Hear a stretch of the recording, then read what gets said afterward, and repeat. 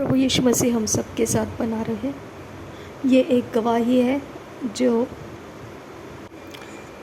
प्रभु के दास, हम जिनको प्रभु के दास कहते हैं, एक्चुअली देखा जाएगा ना तो एक सवाल उठता है कि कॉन्ग्रीगेशन यानी बिलीवर्स और जो पुलपिट पर खड़े होते हैं वो उनके और बिलीवर्स में क्या फ़र्क है।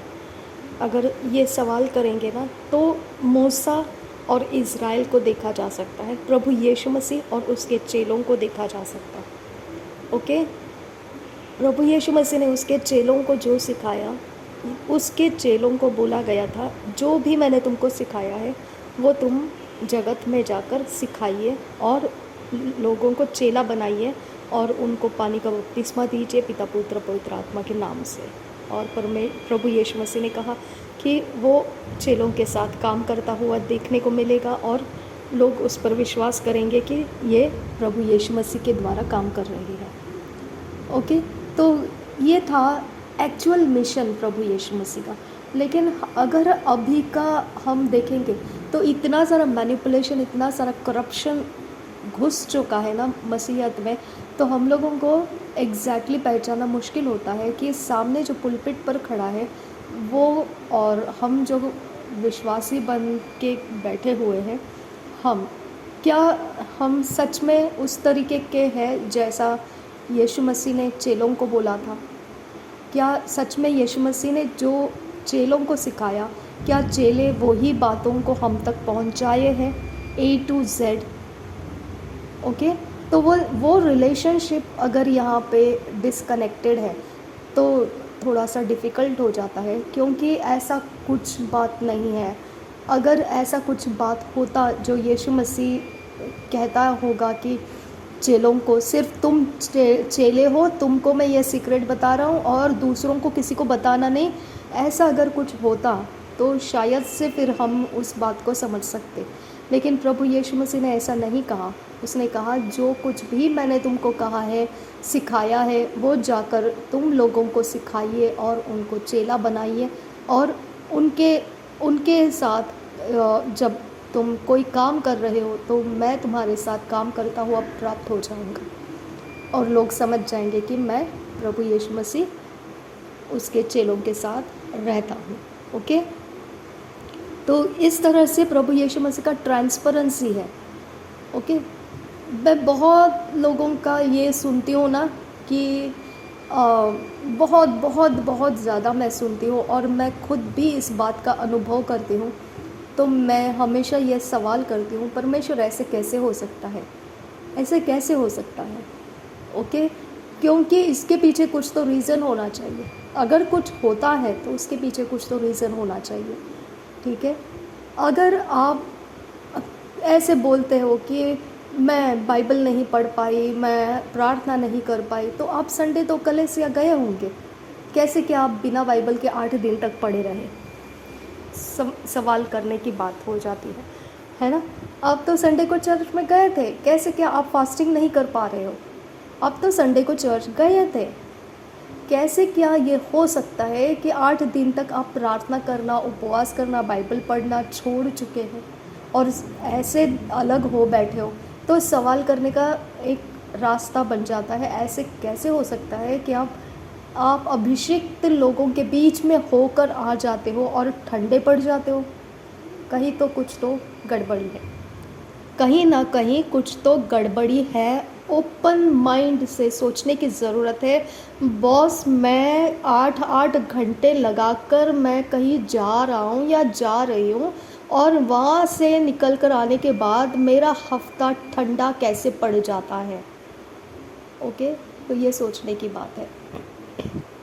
ठीक है, या तो फिर आपके इर्द गिर्द के लोग, मुझे तो मेरे इर्द गिर्द के लोग ज़्यादातर दुष्ट आत्माएं मेरे बॉडी के इर्द गिर्द में घुमाते रहते हैं और इसकी वजह से मेरा प्रेयर लाइफ थोड़ा टाइट कर देते हैं वो लोग। लेकिन मैं टाइट होने नहीं देती हूँ, जैसा भी है वैसा मैं धक्के मारते मारते मैं 8 दिन बिता देती हूँ और परमेश्वर के राज्य के लिए हमेशा ज्वलंत रहती हूँ। ओके, एनी टाइम एनीवेयर मेरे पास परमेश्वर का आत्मा काम करता ही पाया जाएगा। ऐसे ठंडा पड़ा हुआ नहीं दिखूंगी मैं। ओके, तो ये तो मेरे यहाँ की बात है, लेकिन अगर आपके घर के अंदर भी ऐसा कुछ है माहौल जिसके कारण आप ठंडे पड़ जाते हो और ऐसा कुछ है तो अलग बात है। लेकिन आपके घर में सब कुछ ठीक ठाक है और फिर बाद में आप कलसिया में जाकर भी आप सीधे घर में आकर ठंडे पड़ जाते हो, तो सवाल करने की बात आती है कि आपका अभिषेक किधर गया। जहाँ पर आप खड़े हो वहाँ तो आप पूरे अभिषेक में होना चाहिए। अगर वहाँ अभिषेक में नहीं हो, लोग अभिषेक से भर रहे और आप नहीं भर रहे, लोगों के ऊपर परमेश्वर का आत्मा झपट रहा है और आपको कहीं कुछ पता नहीं चल रहा है उसके बारे में, तो सवाल करने की बात आ जाती है यहाँ पर। ओके, तो ये वाला एरिया ऑफ लाइफ को हम ये अभी जो गवाही है इसमें से सीखेंगे, समझेंगे और हम इस गहराई के अंदर उतर जाएंगे कि सच में परमेश्वर दयालु है। अगर आपने पापों की माफ़ी मांगी, परमेश्वर पापों की माफ़ी करता है एनी टाइम एनीवेयर। वो आपको उसके आत्मा से वंचित नहीं रखेगा, वो उसके आत्मा से कभी आपको दूर नहीं रखेगा। लेकिन अगर आप सैतानिक रिचुअल्स में शामिल हैं, गलती से ड्रीम में या खाने पीने में कुछ भी आपने ऐसा कुछ कर रखा है, तो मुश्किल है कि परमेश्वर का आत्मा आपके द्वारा काम करे। वो उतर कर आएगा आपके द्वारा, लेकिन आपके प्रॉब्लम सॉल्व होना मुश्किल है। वो मेन थिंग है। ओके, आपके प्रॉब्लम सॉल्व होना मुश्किल है। अगर ये सारी चीज़ें आप अपने अंदर करते होंगे तो प्रॉब्लम सॉल्व होना मुश्किल है। और परमेश्वर का आत्मा उतर कर आना जायज़ बात है, लेकिन प्रॉब्लम सॉल्व होना मुश्किल है। और सैतानिक रिचुअल्स के कारण हम ठंडे गरम भी पढ़ सकते हैं। ठीक है, तो इसके लिए हमको ये गवाही को समझना ज़रूरी है। हम सीखेंगे इस गवाही में से कैसे पुलपिट दूषित रहेगा तो कॉन्ग्रीगेशन भी ठंडा गरम रहेगा, कैसे पुलपिट गरम रहेगा तो कॉन्ग्रीगेशन भी गरम रहेगा। ओके, तो आप कहीं पर भी हो, कोई भी कलसिया के अंदर कहीं पर भी हो, अगर आप पुलपिट के ऊपर फायर देखते हैं, आपके लाइफ के अंदर ठंडा पड़ना, कुछ तो गलत है। फिर कुछ तो कहीं तो कुछ गलत है जिसके बारे में हमको पता नहीं है। फिर आपको सिर्फ बाय फोर्स परमेश्वर के साथ चलते रहना पड़ेगा, क्योंकि कहीं तो है जो आपके टांग को खींचा जा रहा है पीछे की तरफ, है ना। तो इसके लिए आपको फिर उठाना पड़ेगा अपने ज़ोर को और कंपलसरी अपने आप को परमेश्वर के सामने बिठाना पड़ेगा और आप धक्के मारते मारते अपने आप को चलाना पड़ेगा जब तक वो ताकत जो आपको पीछे खींच रही है वो ख़त्म ना हो जाए। ठीक है, तो इसके लिए हम ये सैतानिक किंगडम में से निकल कर आया हुआ जो प्रभु का दास है, हम इनके सुनेंगे क्या कहते हैं और वैसे हम इनके ट्रांसलेशन आपको करके बताएंगे। ठीक है,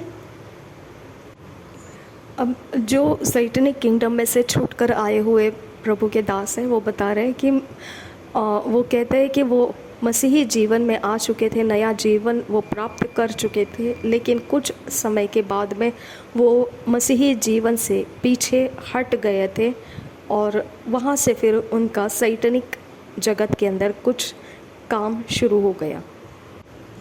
तो जब वो पीछे हट गए तो वहाँ से निकलकर, मसीही जीवन में से निकलकर वो जो टीचर का नौकरी रहता है उसके लिए वो तैयार हो गए। उसके लिए उनको पढ़ाई करना पड़ा और उसके अनुसार उनको नौकरी करने का मौका मिल गया और वहाँ से वो ज़ाम्बिया में चले गए। अब जब यहाँ पर नौकरी करते हुए वो चल रहे थे, अचानक से एक समय आ गया उनके ऊपर कि उनको उस नौकरी से इस्तीफ़ा देना पड़ा और वो इस्तीफ़ा देकर वहाँ से निकल गए, नौकरी छोड़ दिया। वहाँ पर उन्होंने एक फ़ैसला लिया नौकरी छोड़ जाने के बाद में कि वो बिज़नेस करेंगे और यहाँ से उनका कहानी शुरू हो जाता है। अभी जब वो बिज़नेस के बारे में फ़ैसला कर लिए तब वो बिज़नेस के माहौल के अंदर के वातावरण को सीखे कि उनको समझ में आ गया कि एक तो अंधकार के जगत का वेदी हमारे पास होना चाहिए या फिर परमेश्वर के राज्य का वेदी हमारे साथ होना चाहिए, तभी वो बिज़नेस में उतरा जाता है और बिज़नेस हम कर पाते हैं। एक समय आ गया कि जो बिज़नेस था वो कुछ समय तक के लिए अच्छा चल रहा था, उसके बाद लगातार वो बिज़नेस गिरते जाने लगा और बार-बार वो बिज़नेस गिरते ही जा रहा था। अब बिज़नेस में उतरने के पहले तो उनको ये जानकारी मिल चुकी थी कि बिज़नेस करना है तो एक तो अंधकार के जगत का आपको सहायता होना चाहिए या फिर परमेश्वर के राज्य का आपको सहायता होना चाहिए। दोनों में से एक कोई तो सहायता में आपको होना चाहिए, तभी बिज़नेस में सफलता आ सकती है। अब यहाँ पर तो ये भाई बताते हैं कि इनके पास तो मसीही जीवन था और उस मसीही जीवन से वो पीछे हट गए थे और वो टीचर के नौकरी में चले गए थे और वहाँ से भी उनको इस्तीफ़ा देना पड़ा और वहाँ से भी वो बाहर आ गए और फिर बिज़नेस के बारे में सोचे। तो ना वो शैतान के जगत का कुछ कर रहे थे और ना परमेश्वर के जगत का कुछ कर रहे थे। तो बुरी तरह से उनका बिज़नेस जो है शुरू करते वक्त तो बहुत अच्छे से चल गया, लेकिन बाद में गिरता ही जा रहा था और गिरता ही रह रहा था।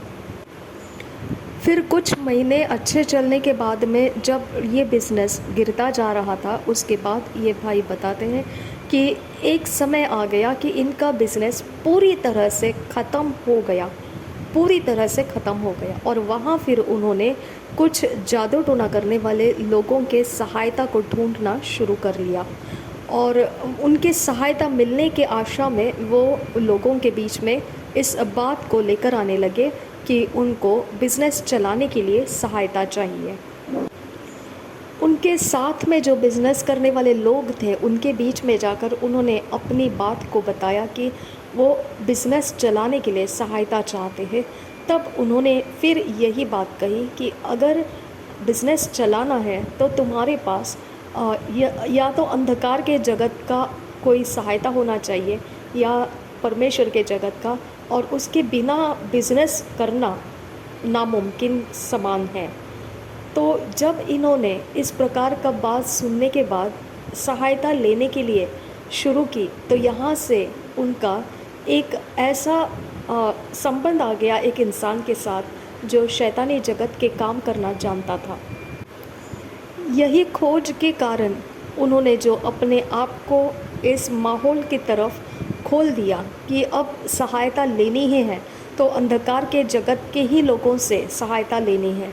तो उन्होंने अपने आत्मा को उस दिशा में खोल दिया जिस दिशा में अब शत्रु, जो दुष्ट आत्माएं हैं, जो अंधकार के जगत की आत्माएं हैं, उन्होंने अब ये भाई के साथ काम करना शुरू किया।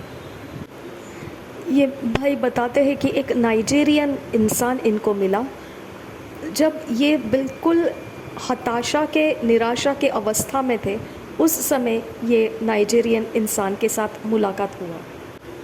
ये भाई ने उसको अपने सारी अवस्था को समझाया और किस प्रकार से वो हताश हुए हैं और उनका बिज़नेस ख़त्म हुआ है, ये उन्होंने बात उस इंसान को बताया।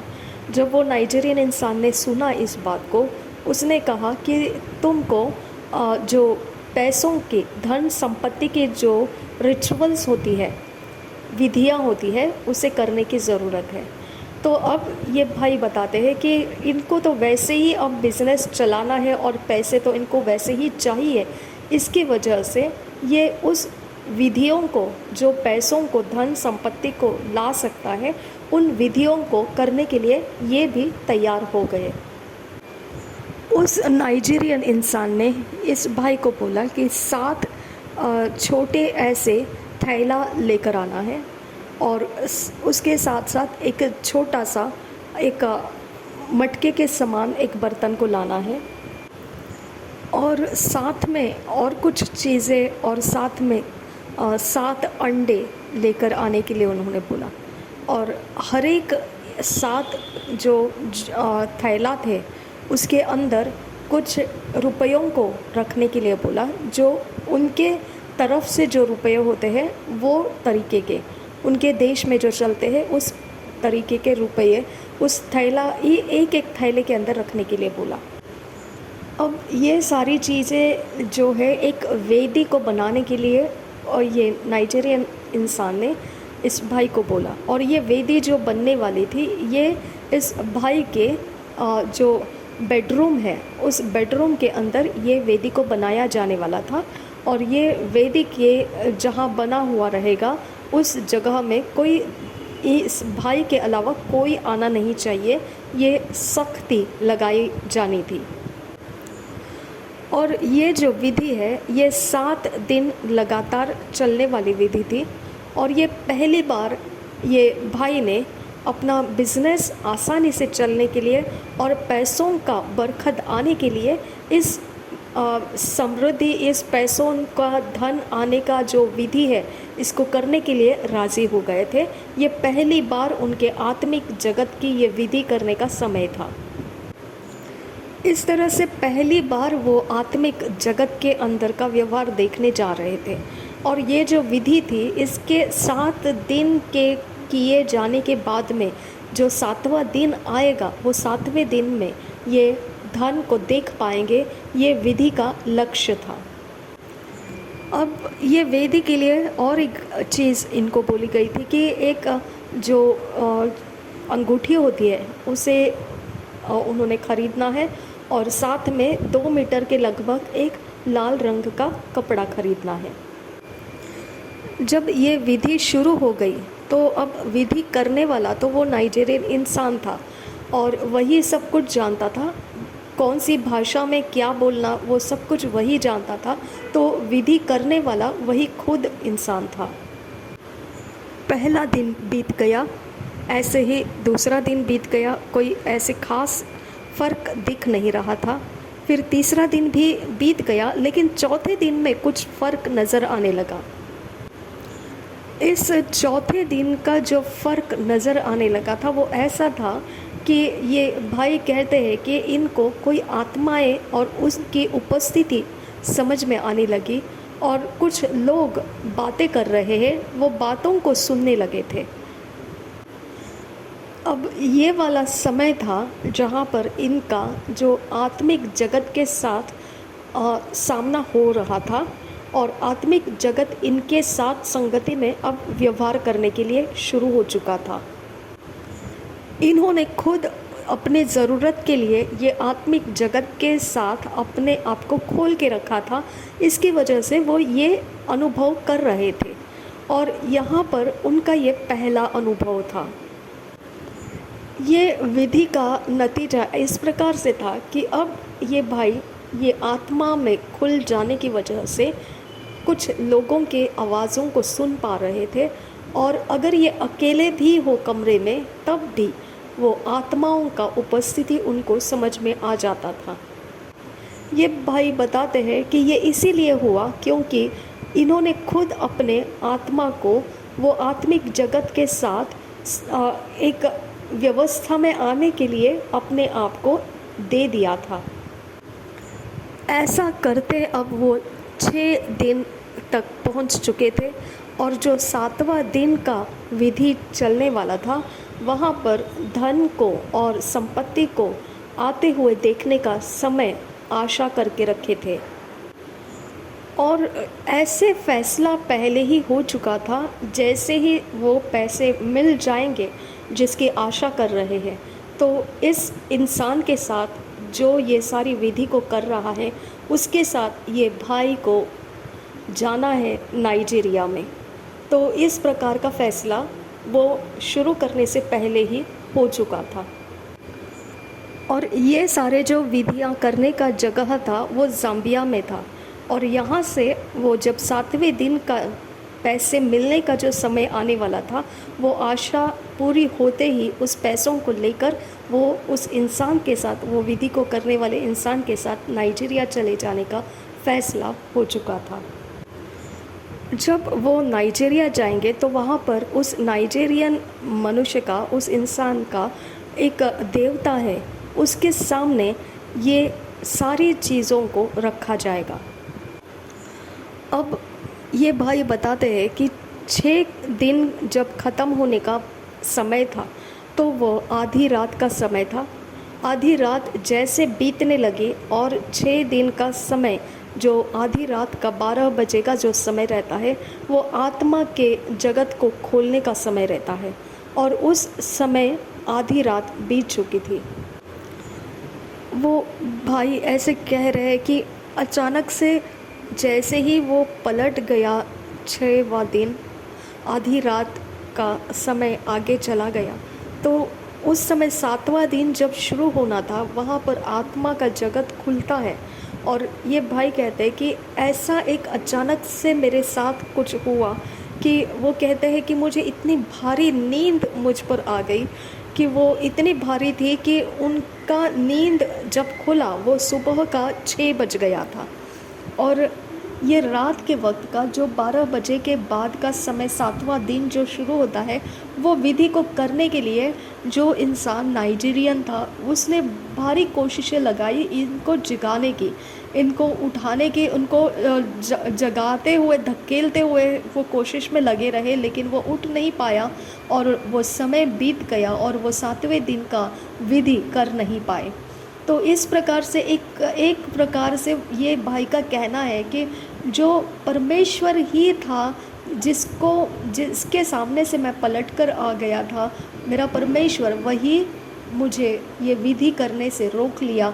और 7वें दिन का जो आखिरी आशा रखकर हम वो दिन का विधि करने वाले थे, उसी दिन में परमेश्वर ने वो विधि को पूरा होने नहीं दिया और ऐसे सुला दिया ये भाई को कि वो विधि करने वाले जो लोग थे वो इनको जगाने नहीं पाए। तो अब वो जो विधि करने वाला इंसान था, उसने कहा कि अब ये 7वें दिन का विधि जो है वो करने के लिए ये पैसे मिलने के बाद नाइजीरिया जाना था और उस देवता को तुम सामना करने वाले थे, तुम समर्पित होने वाले थे, अब वो नहीं कर पाएंगे हम। तो इसकी वजह से वो नाइजीरियन इंसान जो है वो भारी गुस्साया इनके ऊपर, बहुत क्रोधित हो गया और इसकी वजह से अब वो जो धन मिलने का इनका विधि चल रहा था, वह 7वें दिन को पूरा हो नहीं पाया और वो ख़त्म हो गया। यहाँ ऐसा हो गया ना कि वो नाइजीरियन इंसान का अब इस भाई के साथ झगड़ना शुरू हो गया। यहाँ पर एक झगड़ा शुरू हो गया उस कारण। ये कारण से अब ये भाई का उस इंसान के साथ अब रास्ता बदल दिया गया। अब वो इंसान के साथ वो कुछ नहीं कर सकते थे। इसकी वजह से अब ये भाई का अकेले चलना फिर शुरू हो गया और दोबारा वही घटी इनके साथ आने लगी। ये पैसों के लिए उसी घटी के अंदर अब उनको बिल्स भरना है, उनके जीविका, उनका जीने का जो खर्च है वो चलाना है, वो कहाँ से चलाएंगे, ये सारी चिंताएं ये भाई के ऊपर दोबारा आने लगी। इसकी वजह से ये भाई ने फिर फ़ैसला उठाया कि अब मैं ज़बरदस्ती, मतलब ये भाई कहते हैं कि ये ज़बरदस्ती अब वो धन प्राप्त होना और बिज़नेस चलने का जो कुछ भी किया जाता है विधियाँ, वो ज़बरदस्ती उस काम को पूरा करने के लिए अब पूरी तरह से अपने आप को समर्पित रहेंगे। ऐसा कहकर वो अब यहाँ से निकलकर दूसरी जगह में चले गए। अब वो दूसरी जगह में जाकर वहाँ पर एक बूढ़ा इंसान है, उसके साथ उनका मुलाकात होने के लिए वो चले गए। ये बुज़ुर्ग इंसान की कहानी ऐसी थी कि ये भी कुछ ताबीज़ें बनाता था और ऐसे प्रकार के कुछ काम करता था कि इसके सामने पैसा आता भी था और गायब भी हो जाता था। तो ये प्रकार के ताबीज़ें बनाकर वो देता था। यहाँ पे अब ये भाई कहते हैं कि जो आत्मा के जगत का जो माहौल रहता है, आत्माओं का उपस्थिति मालूम पड़ना और उनके साथ हमारा चलते रहना, उनकी आवाज़ों को सुनना, अब इसका ये भाई कहते हैं कि उनको डर नहीं रहा था, क्योंकि अब वो ये आत्मा के जगत में खुले हुए हैं, ये समझने लगे थे और ये खुद उस आत्मा के जगत के अंदर खोल के रखे हैं, अपने आप को जानते हैं, अपने आप को खोल के रखे हैं। इसके लिए उनको अब आगे और कोई विधि करने का कोई डर उनके अंदर नहीं था। अब उस इंसान के पास पहुंचने के लिए जो उन्होंने शुरुआत की थी, तो एक पहली जगह में वो जाकर रुके। वो जगह में रुकने के बाद में वहाँ पर उनके पास रुकने का जो समय था वो 30 दिन का था। और आगे जाना था उनको दूसरी जगह में, जहाँ पर वो बूढ़ा इंसान उनको ताबीज़ें बना के दे सकता था। तो पहली जगह वो थोड़े समय के लिए 30 दिन के लिए रुकने के लिए था, लेकिन वहाँ 30 दिन से ऊपर हो गए दिन, और वहाँ उनके जो लिमिट था उस जगह में रुकने का, वो 30 दिन से ऊपर हो जाने की वजह से उनको वो जगह छोड़ते वक्त नया जगह में जाने का पासपोर्ट जो रहता है वो तैयार करने के लिए सुविधा नहीं मिल रही थी।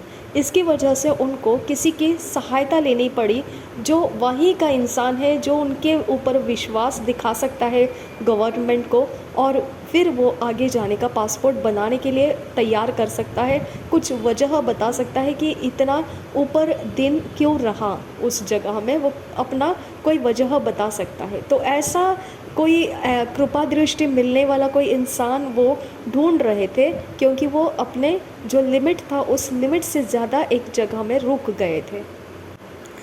जब ये इंसान जब ये भाई अब लौटने की सोच रहे हैं कि अब किसी के सहारे से, सहायता से लौटना है, इस ज़मीन से बाहर निकलना है, तो यहाँ पर अभी पूछताछ होने वाली है कि लंबे समय तक क्यों रहा, ये समय बीत जाने के बाद भी ये जगह में क्यों रहे, ये वजह बतानी पड़ेगी। तो ये पहले ही सोच रहे थे और शैतान वहाँ पर ये सब बातों का इंतज़ाम कर चुका था।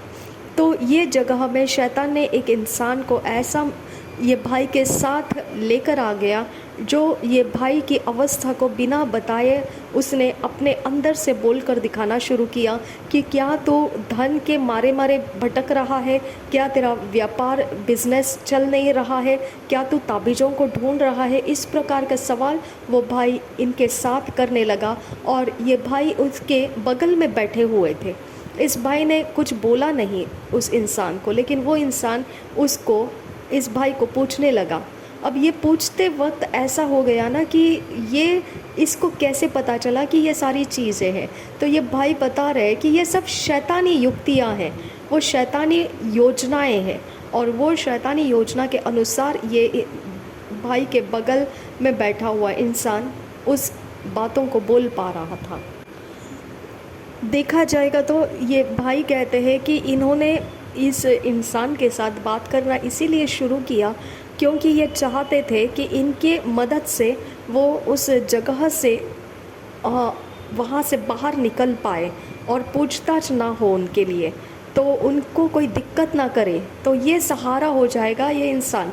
तो इसके लिए उन्होंने अपनी बात को वो इंसान को बताना शुरू किया, किस प्रकार से वो मुश्किल में है और वो अब ये ज़मीन से बाहर निकलने के लिए सहायता को ढूंढ रहे हैं। तो वो ये भाई वो इंसान के साथ बातें करते हुए फिर वो बाहर आ गए उस ज़मीन से, और बाहर आने के बाद ये सारी सहायता उनको मिल गई उस जगह से बाहर निकलने की। बाहर आने के बाद वो इंसान पूरी तरह से ये भाई के जीवन के बारे में बातें बोलना शुरू कर दिया। अब ये इंसान ने सब कुछ बताया कि ये इंसान बता रहा है कि ये भाई कहाँ से आया है, ये किस प्रकार की समस्या को लेकर आया है, और इसका नाम क्या है, इसका जन्म का दिन कहाँ है, और इसका जन्म का जगह कहाँ है। ये सारी चीज़ें वो अपने आप बताना शुरू कर दिया। अब ये भाई कहते हैं कि वैसे ही आत्मा के जगत के अंदर ये संजीवित रह रहे थे, इनके अंदर पहले ही आत्मा का जगत खोल के रखा गया था। तो ये आत्मा के अंदर से ये समझ पा रहे थे कि ये इंसान जो भी बोलता जा रहा है ये कुछ काम कर रहा है इनके जीवन के अंदर। तो ये भाई कहते हैं कि उसके बोलने की सारी बातें इनके जीवन के अंदर वो काम करने लगी थी। तो ये भाई कहते हैं कि ऐसा हुआ कि वो इंसान जब मेरे बारे में, ये भाई के बारे में बता रहे थे कि कहाँ से आया है ये भाई और कहाँ किस जगह में जन्म लिया, ये सारी चीज़ें इतनी खुलेआम बता रहा है सही सही।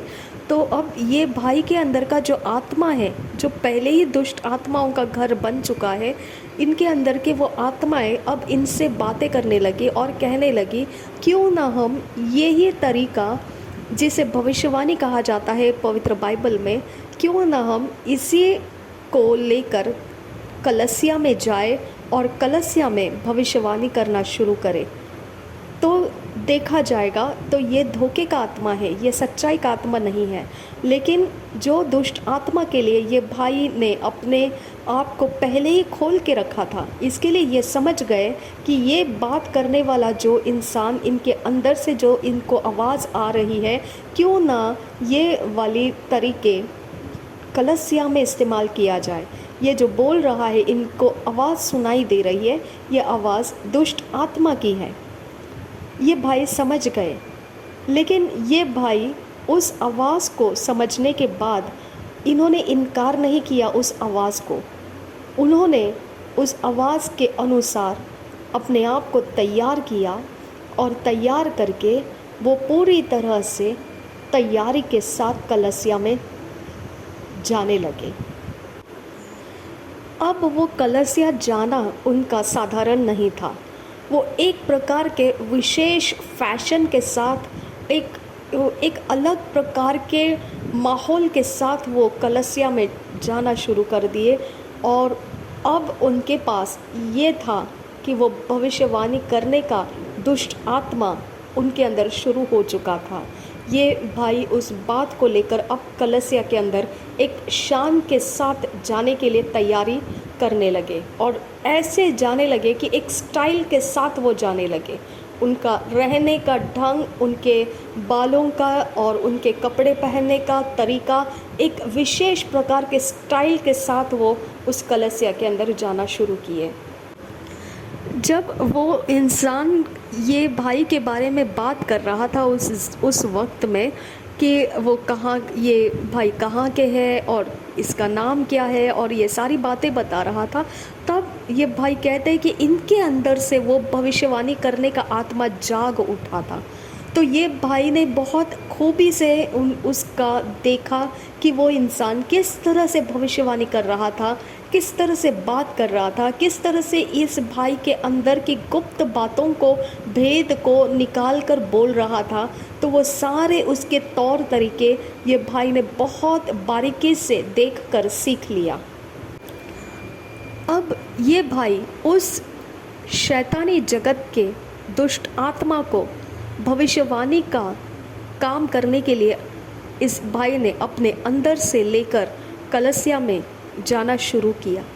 और ये समय कलसिया के अंदर वातावरण भी वैसा ही था कि बहुत ही ज़्यादा भविष्यवाणी करने वाले लोगों के ऊपर ध्यान दिया जाता था। बहुत ज़्यादा चढ़ाते हुए चला रहे थे। भविष्यवाणी करने वाला कोई भी हो, उसको बहुत ज़्यादा चढ़ाते हुए चला रहे थे। ऐसा ही कलसिया का माहौल उस समय का रहा करता था। अब ऐसा हुआ कि ये भाई अपने पहली वाली जगह में लौट कर आ गए, जहाँ पर वो पहले से ही रह रहे थे। और जो पहला पैसों का विधि उन्होंने पहली बार किया था, वही उनके जगह में लौट कर आ गए। अब ये वाला चीज़ जो था यहाँ पर, ये इंसान जो इनके साथ आया हुआ था इस जगह में, वो भविष्यवाणी के काम बता रहा था उस भाई को, कैसे क्या, कहाँ पर इनके साथ क्या क्या हो रहा है। तो ये भाई और उस इंसान के बीच में थोड़ा सा बेबनाव हो गया, मेल नहीं खाया। और वहाँ से फिर ये हुआ कि वो इंसान इनका साथ छोड़कर अलग जगह में चला गया और ये भाई अब अकेले रह गए। अब इनके पास वो एक आशा थी कि अब वो कलसिया में जाएंगे और इस प्रकार का दुष्ट आत्मा के द्वारा भविष्यवाणी करना शुरू करेंगे। इसके पहले उन्होंने इंटरनेट के ऊपर खोजबीन शुरू कर दी। अब इस अंधकार के जगत के जो वेबसाइट्स होते हैं, इंटरनेट के ऊपर ये अकेले में बैठकर खोजना शुरू कर दिए। ऐसे खोज करते करते वो एक प्रकार के इंटरनेट के ऊपर, वेबसाइट के ऊपर आ गए। ऐसे वेबसाइट, जिस वेबसाइट का जो चलाने वाला इंसान था, वो शैतान की कलसिया चलाने वाला शुरू किया हुआ इंसान था। और ये इंसान अच्छा भला इंसान था। और ये एक प्रकार के वाचाएँ जो बनाई जाती है और जो वाचाएँ पक्की कर दी जाती है, इस प्रकार के व्यवस्था और उस व्यवस्था के साथ वाचाएं, इस प्रकार की पक्की की गई वाचा ये तैयार करके लोगों को देता था और उस वाचाओं के अंदर ये लोगों को पक्का कर देता था। वो वाचा, वो जो एक एक प्रकार का वाचा, इस प्रकार का कि व्यवस्था के साथ वो वाचा बनती थी और वो पक्की की जाती थी। वो शैतान के साथ की वाचा हो सकती है या फिर वो कोई दुष्ट आत्माओं के साथ हो सकती है, लेकिन वो वाचा और उसको पक्का करना, व्यवस्था के साथ पक्का करके देना, ये काम वो इंसान किया करता था। ये जो इंसान था, जो इंटरनेट के ऊपर इस प्रकार से चल रहा था, तो ये वाला इंसान जो है वो वाचाओं के बारे में विशेष जानकारी उस वेबसाइट के अंदर रखी हुई थी और ये भाई कहते हैं कि वो सारी चीज़ों को ये अपने नोटबुक के अंदर लिख कर रखना शुरू किए और उसके साथ वो लिखते हुए, मैसेज टाइप करते हुए अपनी ज़रूरत की बात के लिए वाचा को क्या करना है, किस प्रकार से करना है, वो सारी बातों को उससे लिख कर लेते थे और वहाँ से वो अपनी नोटबुक में उसको लिख कर रख रहे थे। और ये भाई कहते हैं कि ये वाचा बनाना, वाचा पक्की करना शैतान के साथ या दुष्ट आत्माओं के साथ, तो ये वाचा का सब कुछ जो होता है वो विधियों के साथ ही होता है। वो विधियों को सही तरह से करना पड़ता है, इसके वजह से उसका कोई भी गलत नहीं होना चाहिए। ये कारण से वो वाचाओं को अच्छे जानकारी के साथ लिख कर अपने बुक में, नोटबुक में ले रहा था। ये जो वेबसाइट चलाने वाला इंसान था, इसका अपना खुद का व्हाट्सएप ग्रुप भी ये चला रहा था। तो ये इस भाई को ऑडियो मैसेज भी देता था किस प्रकार से मंत्र को जपना है और कैसे मंत्र को पढ़ना है। ये तरीके भी वो ऑडियो मैसेज में से इस भाई को देने लगा। ऐसे बहुत सारे लोग थे जो अलग अलग देशों के लोग थे, जो इस भाई के व्हाट्सएप ग्रुप में से इस प्रकार के चीज़ों को ले रहे थे और ये भाई भी उनके बीच में एक था। ऐसे करते करते उस जगह में, उस वेबसाइट में से एक और इंसान बीच में आ गया। वो इंसान के साथ ये भाई की दोस्ती हो गई और वो इंसान ने दूसरी तरफ और एक इंसान के साथ ये भाई को मिलाया, जो सारे प्रकार के शैतान के जो भी चाल चलन है, तरीके हैं, जो अलग अलग शैतानी तौर तरीके हैं जिसके द्वारा कुछ चमत्कार या कुछ भी किया जाता है, चोरी नाशघात जो भी किया जाता है, वो सब के तरीके वो जानने वाला इंसान, ऐसे इंसान के साथ इस भाई का उन्होंने दोस्ती बना दिया। उस इंसान ने अब ये भाई को गहरी गहरी अंधकार की जो विधियाँ होती है, उस विधियों में इस भाई को लेकर जाना शुरू कर दिया। ये अंधकार के जगत जो भी विधियाँ करते हैं, इनको समझने की ज़रूरत होती है। ये कुछ ना कुछ चीज़ों को हमारे से हमको समझने के लिए देते हैं, जैसे कि मोमबत्तियाँ, अलग अलग रंग के मोमबत्तियाँ होती है, तो मोमबत्तियों के रंग के अनुसार उनका कुछ एक उसका काम गुप्त रीति से एक कोड के तरह, कोड नंबर, कोड नेम, ऐसे तरह से उन कलर्स के मोमबत्तियों के बारे में होता है। फिर इसके अलावा और ये जो हवा, पानी, आग और मिट्टी, ऐसे प्रकार की चीज़ों से वो हमको समझाते हैं इसके अंदर की कैसे प्रकार के काम किए जाते हैं। ये सारे विधियाँ इस चीज़ के द्वारा किए जाते हैं, वो हमको समझाते हैं। अब यहाँ पर सच्चाई आ जाती है। यहाँ पर ये भाई कहते हैं कि इस प्रकार का कोई भी विधियाँ करने के लिए कोई कहता है किसी को, तो वो सब विधियाँ जो है वो अंधकार के जगत के अंदर से लेकर आया हुआ होता है और वो पूरी तरह से अंधकार के कामों के लिए इस्तेमाल किया जाता है। उसके अंदर पूरा अंधेरा है और अंधेरे के कामों के लिए इस्तेमाल किया जाता है। और ये भाई कहते हैं कि इनको जितने भी लोग अभी तक मिले जो इस प्रकार के विधियों को करने की समझा रहे थे, उन्होंने कभी भी इनसे वो सीखने के पैसे नहीं मांगे। अब यहाँ पर ये भाई कहते हैं कि यहाँ जितने भी ऑडियो मैसेज के द्वारा व्हाट्सएप ग्रुप में से इनको जानकारियाँ दी जा रही थी, इनकैंटेशन मंत्र बोलने के लिए, पढ़ने के लिए जो ऑडियो मैसेज दिए जा रहे थे, इसका इनको कोई भी पैसा देना नहीं पड़ा। और ये सारी चीज़ें लेने के बाद ये भाई कहते हैं कि ये हमेशा एयरफोन अपने कानों में लगा के रखते थे ताकि वो मंत्र एक के बाद एक वो सुनते रहेंगे और वो मंत्र को समझते रहेंगे। अब यहाँ पर ये भाई कहते हैं कि ये सब जो हो रहा है ना, यहाँ पर ये आत्मा का जगत है। अगर हम आत्मा के जगत के अंदर अपने आप को खोल कर रखे हैं तो ऐसी आवाज़ आना या ऐसे प्रकार के आत्मा का हमारे संगति में होना, हमको उसके होने के बारे में मालूम पड़ना, ये इसीलिए होता है क्योंकि हम खुद आत्मा के जगत में खोल दिए गए हैं। जब हम आत्मा के जगत में खोल दिए गए हैं, वहाँ फिर जो आत्माओं का माहौल है वो खुला माहौल है, वो बंद कमरे के समान नहीं है, वो खुला माहौल रहता है और वहाँ जो भी हो रहा होता है हमको उसके बारे में मालूम पड़ता रहता है। ये इसीलिए होता है क्योंकि हम खुद उस आत्मा के जगह में अपने आत्मा को खोल कर रखे हैं। अब ये भाई एक महत्वपूर्ण जानकारी दे रहे हैं।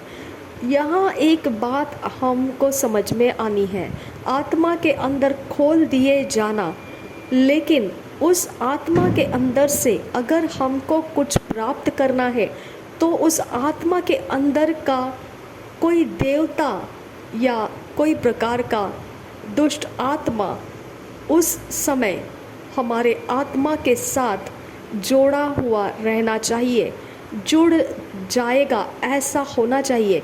इसके कारण वो विधियाँ की जाती हैं, इसके कारण वाचाएं पक्की की जाती है और उस वाचा का व्यवस्था पालन किया जाता है ताकि वो देवता या वो आत्मा जो उस आत्मा के जगत के अंदर, जिसके अंदर हमारा आत्मा खुला हुआ पड़ा है, उस देवता के साथ और उस आत्मा के साथ जुड़कर वो अपने काम को मकाम तक पहुंचा पाएगा। अगर ऐसा नहीं है, सिर्फ आत्मा में खुले पड़े हो तो काम होगा नहीं। ये बात हमको समझना है। आत्मा के जगत के अंदर सिर्फ खुल जाना काम नहीं करता है। आत्मा के जगत के अंदर हमको क्या चाहिए वो प्राप्त करके देने के लिए उसके अंदर हमको जोड़ने वाला उस जगत का या तो देवता हमारे साथ होना चाहिए या उसके आत्माएं हमारे साथ होनी चाहिए। ये अंधकार के जगत की बात ऐसी है। इसके लिए अगर वो देवता और या उस आत्मा को चाहिए कि हम उनके साथ जोड़ जाए तो उनके खातिर यहाँ पर क्या किया जाता है, वो प्रकार के विधियाँ की जाती है और उस प्रकार से हमारे व्यवस्था को पालन करने का नियम दिया जाता है और वो कारण से फिर आत्मा के अंदर वो हम जो चाहते हैं वो करने के लिए उनके साथ हम जुड़ सकते हैं। वो हमको जानकारी देंगे, हम उनको अपनी बात को सुनाएंगे। इस प्रकार से लेन देन फिर आत्मा के जगत में शुरू हो जाता है। ये तरीके से जब हम आत्मा के अंदर खोल दिए जाते हैं तो आत्मा के अंदर खोल दिए जाने की वजह से हम परमेश्वर के राज्य के आत्माओं के जगत को भी समझने लगते हैं और शैतान के आत्माओं के जगत को भी हम समझने लगते हैं। ये समझ आना केवल एक बात इसका कारण है कि आत्मा के भाग में हम खोल दिए गए हैं। यही एक वजह है कि हम बोल सकते हैं कौन परमेश्वर के साथ संगति में चल रहा है और कौन दुष्ट आत्माओं के साथ संगति में चल रहा है, क्योंकि यहाँ फ़र्क करना हमारे समझ में आने लगता है। केवल एक कारण है इसका कि आत्मा के जगत में हमको खोल दिया गया है। इसकी वजह से हम समझना शुरू करते हैं। तो ये तरीका है आत्मा के जगत में क्या कार्य कैसा होता है। ये तरीका ये ऐसा होता है कि हमको आत्मा के जगत में खोला जाता है, लेकिन उसके बाद हम सिर्फ खुले हुए आत्मा के अंदर हैं। हमको अगर उसके अंदर कुछ चाहिए तो अब हमको अगर शैतान के जगत के अंदर से कुछ चाहिए तो वहाँ से उस देवता के लिए कौन सा मंत्र पढ़ने से वो देवता हमारे आत्मा के साथ बात करना शुरू करेगा, उसका आत्मा हमारे साथ बात करना शुरू करेगा। ये मंत्र को पढ़ना और उस बात को दोहराते रहना, ये इस तरीके का विधियों का एक काम करना पड़ता है। तो इस तरह से मंत्र को जपना और किस प्रकार से आपको बोलने की प्रक्रिया करनी है, विधियाँ करनी है, वो व्यवस्था आपको दी जाती है। जब आप उस तरीके से करते हो तब वहाँ आत्मा के जगत के उस से जुड़ जाने वाले आत्मा या देवताएं इस विधि के अनुसार आपके पास पहुँचते हैं। आपके साथ वो आपको उस भाग में आने का रास्ता उनके कारण आपको मिलने लगता है। उनके कारण आप उसके साथ उस आत्मा के अंदर जाकर जो आपको चाहिए वो प्राप्त करने के लिए उनके कारण आपको वहाँ आत्मा के अंदर जाने आने का रास्ता मिलने लगता है। अब यहाँ पर जब आप उनके साथ जोड़ जाते हैं और वो आपके साथ जोड़ जाते हैं तो आप अब शरीर में नहीं हैं, आप आत्मा के अंदर उनके साथ हैं। अब आप उनको बोल सकते हैं कि आपको क्या चाहिए और वो आपकी सुनेंगे और आपकी जो मनोकामना है उसके बारे में उनको क्या कहना है वो बोलेंगे, वो आपको भी सुनाई देगा। इस प्रकार का लेन देन वहाँ पर शुरू हो जाता है। अब ये भाई कहते हैं कि ये सारी जानकारियाँ अब ये लेते हुए ही चल रहे थे। अभी तक वो किसी कलसिया के मेंबर नहीं बने थे, लेकिन इस जानकारी को ही वो इकट्ठी करते जा रहे थे। यहाँ पर एक समय आ गया इनके साथ कि इनको विधियों को करने का शुरू कर दिया गया। ये शुरुआत इसीलिए ये भाई कहते करना शुरू किए क्योंकि काफ़ी लंबा समय सीखने में क्या चीज़ें हैं और क्यों हैं, कैसे चलती है ये चीज़ें, ये सारी जानकारी इकट्ठा करने में इन्होंने बहुत लंबा समय लगाया था। इसकी वजह से अब इनका मन ये कहने लगा था कि अब ये सारे काम को हमने प्रत्यक्ष रूप में करना है, प्रैक्टिकल्स में करना है, वास्तविक में इसे करना है। ये भाई कहते हैं कि अब जब हम प्रक्रिया को करना शुरू करते हैं तो ये प्रक्रिया का शुरुआत जो होता है उसको पोर्टल्स कहा जाता है। जो शुरू करने का जो भी एक जगह या कोई बात होती है उस चीज़ को पोर्टल्स कहा जाता है, यानी ऐसा जगह जहाँ से आना जाना होता है। अब ये जो आने जाने का रास्ता खुला हुआ इसको पोर्टल कहा जाता है। ये जब खुलता बंद होता इसी के अंदर से आत्मा के जगत में प्रवेश किया जाता है, फिर बाहर आया जाता है, इसे पोर्टल कहते हैं। यहाँ अंधकार के जगत के अंदर ये भाई कहते हैं जब पोर्टल की बात की जाती है तो यहाँ पर ये पोर्टल के लिए पानी के बारे में बोला जाता है, नदियों के नहरों के बारे में बोला जाता है, आग या मिट्टी के बारे में बताया जाता है। तो पोर्टल के विषय में बात करने पर ये सारी चीज़ों को अंधकार के जगत में बोला जाता है। ये भाई कहते हैं कि इनको जो ये वास्तविक में विधियों को करने के लिए इनके लिए जो एक स्थान ठहराया गया था जहाँ से ये अंधकार के जगत के आत्मा के साथ जुड़ जा सकते हैं और वापस लौट कर आ सकते हैं, ऐसा आने जाने का जो इनका रास्ता बनाने का जो पोर्टल था वो इनके लिए जो कब्रिस्तान है वो कब्रिस्तान उनको दिया गया। इस कब्रिस्तान के अंदर उनको वो रास्ता बनाने का मौका मिला। तो ये जो पोर्टल है, ये भाई कहते हैं कि उस कब्रिस्तान के अंदर काफ़ी लंबे समय तक इनको ऐसे ऐसे विधियां करने का समय मिलता रहा। वो बारंबार विधियों को करने का वहाँ पर मौका लेते रहे। ये भाई कहते हैं कि ये पोर्टल समझने के तरीके ऐसे हैं कि ये एक प्रकार का गेटवे रहता है, जहाँ से आप जो जिस दुनिया में रह रहे हैं वो आप वहाँ रहते रहते दूसरी दुनिया की तरफ, अगली दुनिया की तरफ आप पहुँच सकते हैं और अगली दुनिया से आपकी दुनिया में कोई आ सकता है। ये तरह का जो गेटवे होता है उसको पोर्टल कहा जाता है। ये भाई कहते हैं कि ये खुद में बहुत सारे अलग अलग काम करने वाले दुष्ट आत्मा के साथ जुड़े हुए थे, क्योंकि इनको किताबें दी गई थी और जो PDF फॉर्म में रहती है उस प्रकार के किताबें इनको कंप्यूटर से, इंटरनेट से दी गई थी।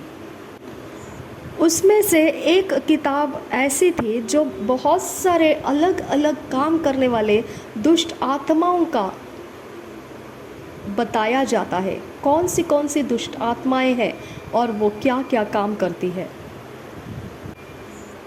ये भाई बताते हैं कि दुष्ट आत्मा ऐसी है कि कुछ दुष्ट आत्मा जो पृथ्वी के ऊपर रहती है, कुछ दुष्ट आत्मा जो नर्क के अंदर रहती है, और वो अपने जगह में से कभी भी बाहर नहीं आती है जब तक आप उसको बाहर आने के लिए आज्ञा नहीं करते हैं।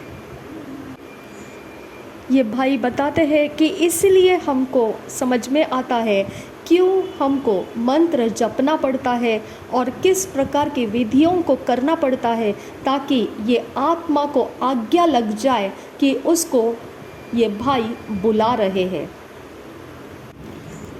ये भाई बताते हैं कि ये दुष्ट आत्माएं जो है, इनको बुलाने का जो तरीका है, इनके ऊपर बोलने के लिए जो मंत्र दिया जाता है, वो तरीके के मंत्र शैतान को बुलाने के लिए इस्तेमाल नहीं किया जाता है।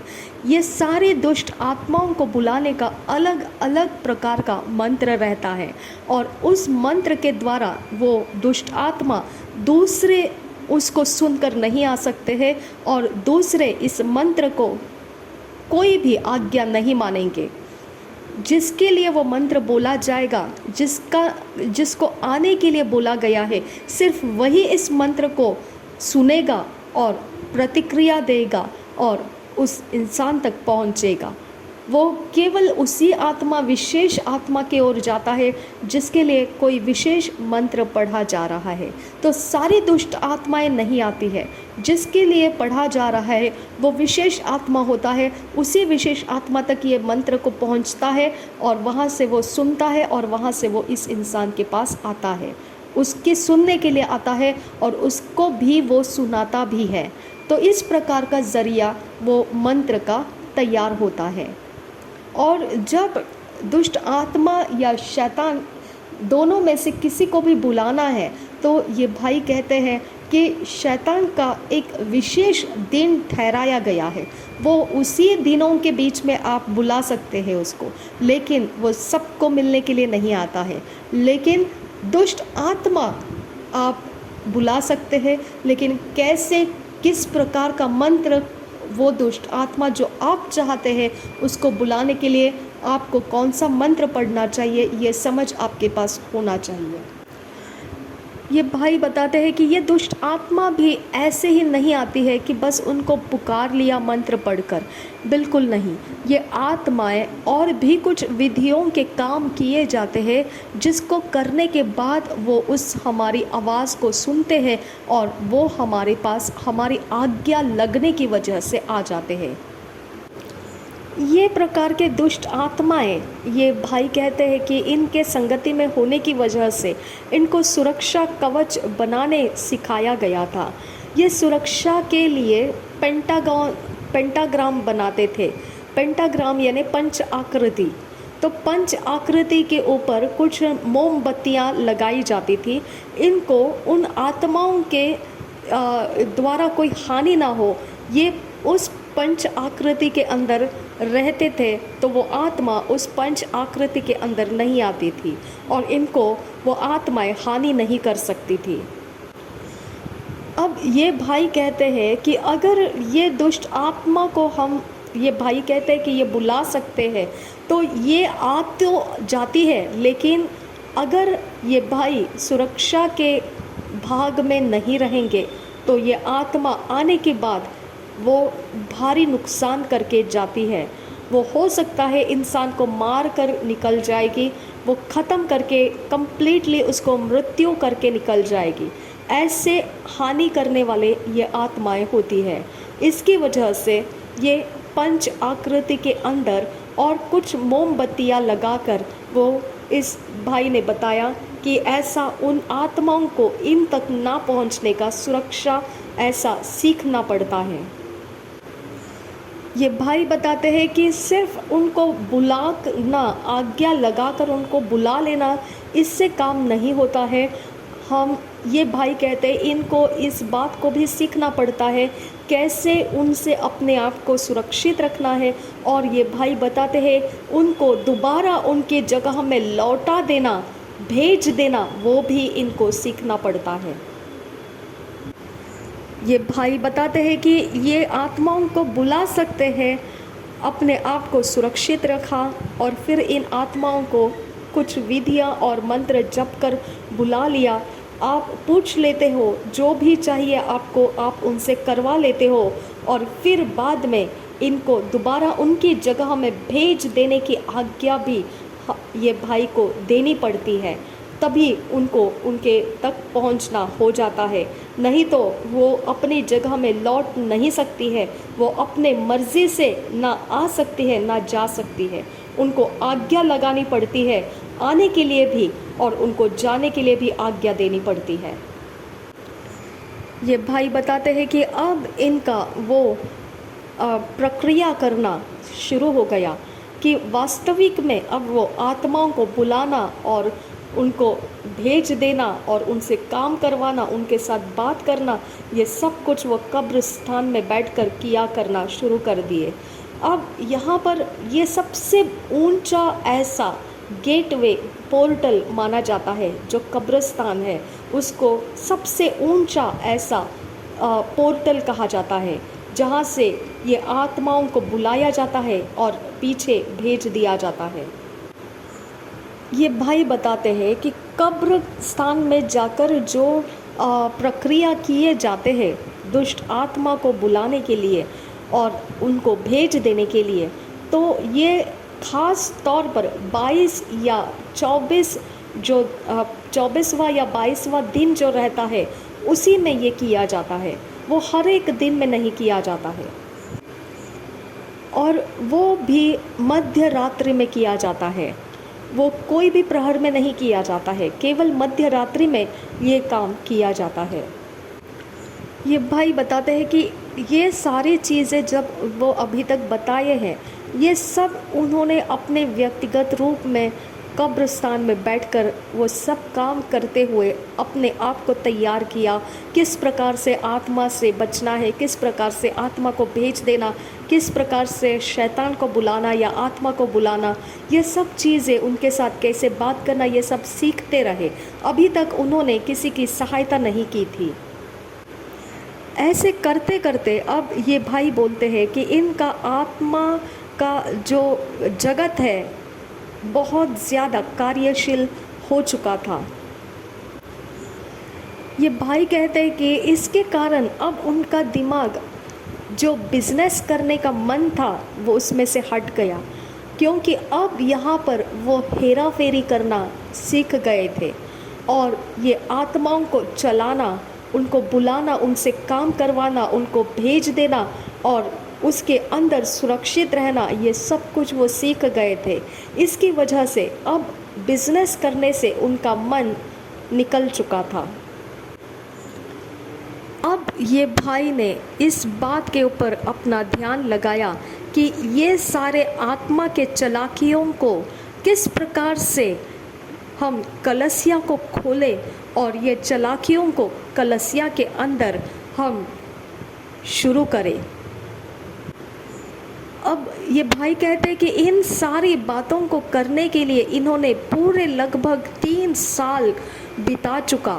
ये सब कुछ उनके अंदर ठीक तरह से सीख लेने में, इन्होंने प्रत्यक्ष रूप से वास्तविक में ये सब कुछ करने में 3 साल बिता दिए। अब वो कलसिया के अंदर एक पासबान होकर खुद एक कलसिया चलाने की सोच में लग गए थे। अब इन्होंने अलग अलग पासबानों को इकट्ठा करना शुरू कर दिया और वो अचंभित करना चाहते थे किस प्रकार का ज्ञान इस भाई के पास है। वो ज्ञान को बताकर वो पासबानों को अचंभित करना चाहते थे, क्योंकि अब ये भाई जानते हैं कि ये अकेले नहीं हैं। बहुत सारे दुष्ट आत्मा अब इनके अंदर बैठ चुकी है और वही इनका स्रोत है सब कुछ करने के लिए। तो इसके लिए वो बहुत ही अचंभित काम भी दिखाते थे और बातें भी करते थे। इस आत्मा का विशेषता ये भाई बताते हैं जो एक पासबान को लालच में डाल सकता है कि इस प्रकार का काम वो भी करना चाहेगा। तो ये भाई बताते हैं कि इनकी आंख से अगर ये किसी को देख ले तो उन इंसान की पूरी जीवन शैली वो बता सकते हैं, उनके अंदर क्या है और वो क्या कर रहे और कहाँ है और किस प्रकार से है, वो सब कुछ उस इंसान के बारे में बता सकते हैं।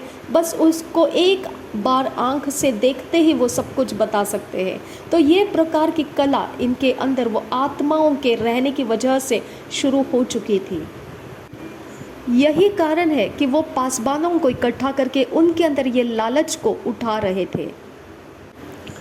ये भाई बताते हैं कि ये वो बात भी बता देते हैं जो एक इंसान को देखने से बता सकते हैं कि इसने कौन सी बात छुपा के रखी है जो पूरी दुनिया के अंदर आज तक उसने किसी को नहीं बताई है।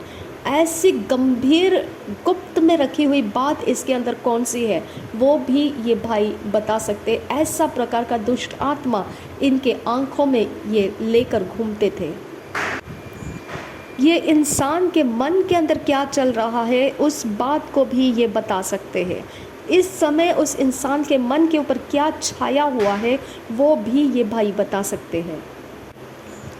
और ये कुछ बात है जो दुनिया जानती है, जिसको दुनिया के अंदर टेलीपैथी के नाम से जाना जाता है। जो मन के सोच होते हैं उसकी अदल बदल की जा सकती है। ये भाई कहते हैं कि वो दुष्ट आत्मा के ज़रिए से वो भाई अपनी खुद की सोच दूसरों के मन के अंदर डाल सकते थे। वो दूसरा इंसान ये भाई की सोच को सोचना शुरू करेगा, जिस बात को टेलीपैथी कहा जाता है इस संसार के अंदर। ये भाई बताते हैं इसको मन का नियंत्रण अपने कब्जे में लेकर रखना ये कहा जाता है, माइंड कंट्रोल कहा जाता है। ये माइंड कंट्रोल करने का काम पासबान लोग किया करते हैं।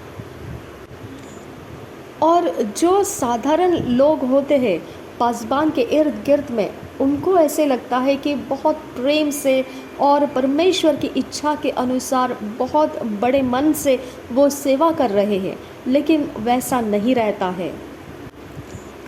ये आपके मन का नियंत्रण लिया हुआ होता है और एक प्रकार का जादू टोना होता है, और वो मन का नियंत्रण जो अधिकारी है वो लेकर रखता है। इसी के वजह से उसके संगति में जो भी इंसान काम करता है वो उसके विचक्राफ्ट के अंदर, उसके जादू टोना के वो मन को नियंत्रित करके रखा गया अवस्था में वो काम कर रहा होता है। क्योंकि शैतान के जगत में सबसे ऊंचा अभ्यास जो किया जाता है वो शैतानी आत्माओं को समझना, कौन सी आत्मा क्या काम करती है इसे समझना। ये भाई बताते हैं जब वो आत्मा समझ आ जाता है, इसके बाद ये भाई कहते हैं कि हम चुनाव कर सकते हैं कि कौन से आत्मा के साथ ये भाई काम कर पाएंगे। अब ये भाई पास्टर्स लोगों को, पासबानों को इकट्ठा करके उनको ये सिखाना शुरू कर दिए। उन पास्टर्स लोगों को, उन पासबानों को इसकी ज़रूरत थी और उन्होंने इनसे अभ्यास लेना शुरू किया। ये कला किस प्रकार से चलाया जाता है, वो सारे विधियों को सीखने के लिए इस भाई के पास आना शुरू किए।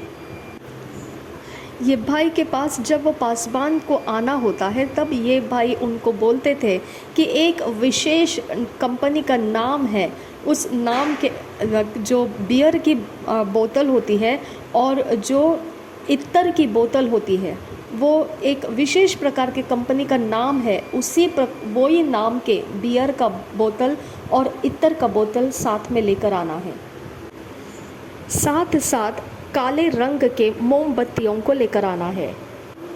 तो इस प्रकार से काले रंग का लकड़ी, काला कैंडल और जो बियर का जो बोतल होता है उस एक विशेष कंपनी के नाम का, और एक इत्तर का बोतल जो वही विशेष कंपनी का नाम का है, उसे लेकर वो पासबानों को बुला लेते थे। उनको लेकर वो कब्रिस्तान में चले जाते थे।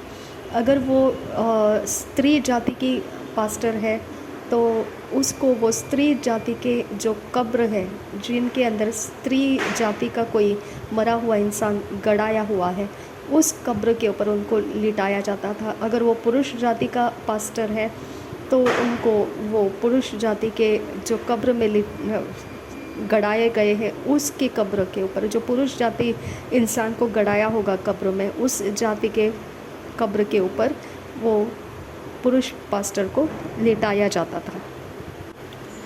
अब बात ये होती है, वहाँ पर पास्टर्स लोगों को कब्र के ऊपर लेटाने के वक्त में ये भाई बताते हैं कि ये दुष्ट आत्माओं को बुला रहे होते हैं, जो उस कब्र के अंदर मरा हुआ इंसान है, उसका जो मरने का जो भी कारण था, वो मौत का आत्मा, ठीक है, जो भी उसके अंदर का था, उस आत्मा का उस मृत्यु हुआ इंसान का जो आत्मा होगा कहीं पर भी, उसको बुलाते हैं और वो पास्टर्स जो लेटे हुए हैं उस कब्र के ऊपर, उसके अंदर उसको बिठा देते हैं। तो ये काम ये भाई किया करते थे। तो इस प्रकार से ये पासबानों को वो आत्माओं के साथ चलने के लिए उनके अंदर कुछ कार्य कर रहे होते हैं। इनिशिएशन बोलते हैं उसे, शुरुआत कर रहे होते हैं। इसे इंग्लिश में नेक्रोमेंसी भी कहा जाता है। नेक्रोमेंसी का मतलब है कि मरे हुए लोगों का जो आत्मा होता है, वो आत्मा का संगति जो मनुष्य के साथ बन जाता है, उसको नेक्रोमेंसी कहा जाता है।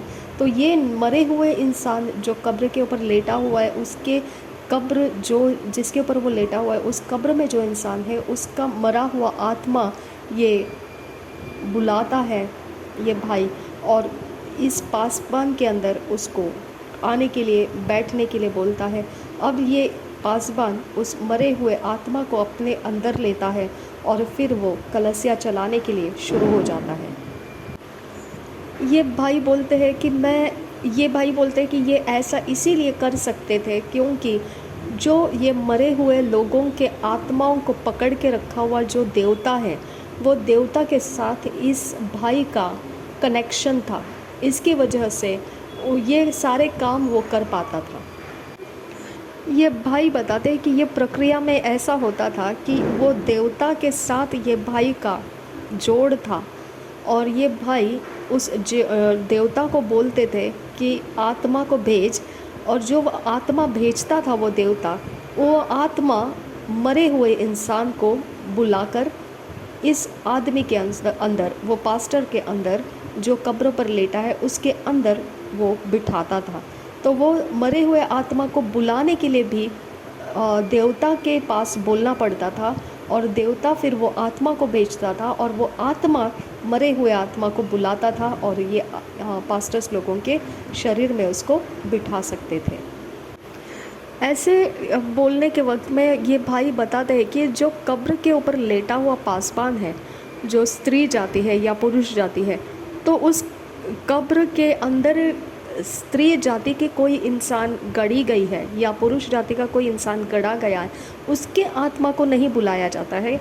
लेकिन जो देवता के पास मरे हुए लोगों का कोई आत्मा रखा हुआ है, वो लेकर आने के लिए वो देवता के साथ इनके पास कनेक्शन रहता था, ये भाई के पास कनेक्शन रहता था।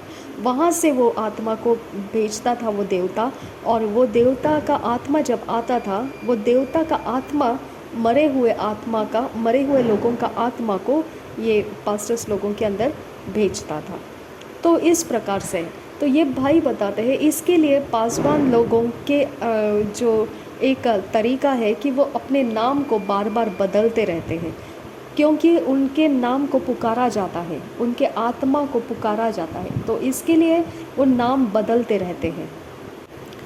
अब यहाँ पे ये भाई बताते हैं कि ये जो पासबान के अंदर नाम बदलने की जो इनके अंदर प्रक्रिया बनी रहती है, वो इसीलिए होती है क्योंकि पासबानों का नाम लिया जाता है। जब पासबानों का नाम लिया जाता है तो वो उस कलसिया के अंदर आ जाता है, वो कलसिया के अंदर वो आत्मा उसको लेकर आ जाता है।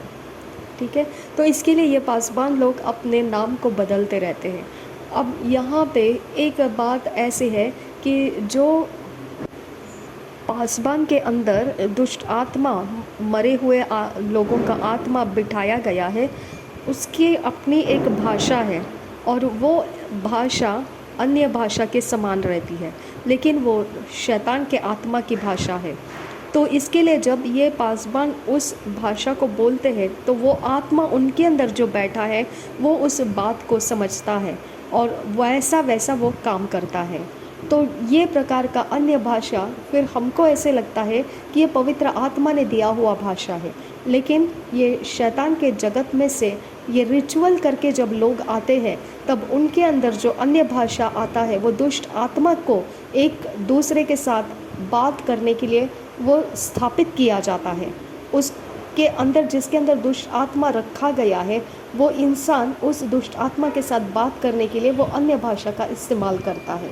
तो इसके लिए वो देखने में तो लगता है कि हमारा पवित्र आत्मा का ही अन्य भाषा है, लेकिन वो दुष्ट आत्मा और वो इंसान जिसके अंदर वो आत्मा है, वो दोनों का बात करने का वो अन्य भाषा होता है, वो शैतानी अन्य भाषा होता है, वो परमेश्वर का अन्य भाषा नहीं रहता है। तो इस प्रकार से वो अन्य भाषा दुष्ट आत्मा को बात करने के लिए होता है, और दुष्ट आत्मा उसके आत्माओं को उतरने के लिए बात कर रहा होता है। और जब वो आत्मा उतरने लगता है तो ये जो पासबान होते हैं वो हिलने लगते हैं, वो उनके ऊपर वो आत्मा चलने लगता है, और इस प्रकार से हम देखते हैं कि वो आत्मा चलाया जा रहा है, लेकिन वो आत्मा दुष्ट आत्मा चलाया जा रहा होता है। अब अगुवाई जो कर रहा होता है वो पासबान का, वो आत्मा कर रहा होता है जो उतर कर आया है, जो अन्य भाषा को बोलने की वजह से उतर कर आया है।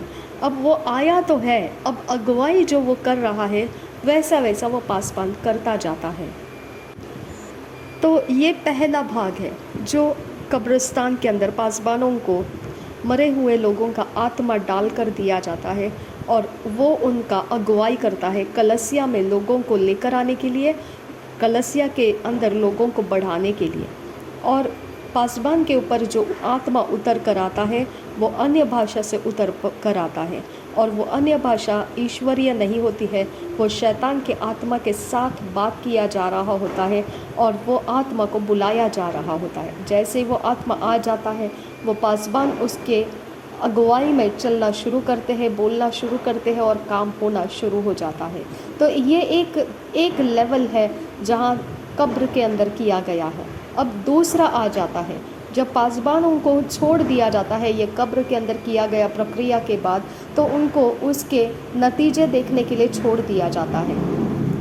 अगर उनको वो नतीजे पसंद आए और ठीक चलने लगे, उनके साथ साथ वो आत्मा काम करने लगा, फिर उनको दूसरा तरीका दिया जाता है जो नदियों के द्वारा किया जाता है। क्योंकि ये तरीका है कि एक ही जगह के आत्मा के साथ काम नहीं किया जाता है और दूसरी जगह से भी आत्मा के साथ जोड़ना ज़रूरी होता है।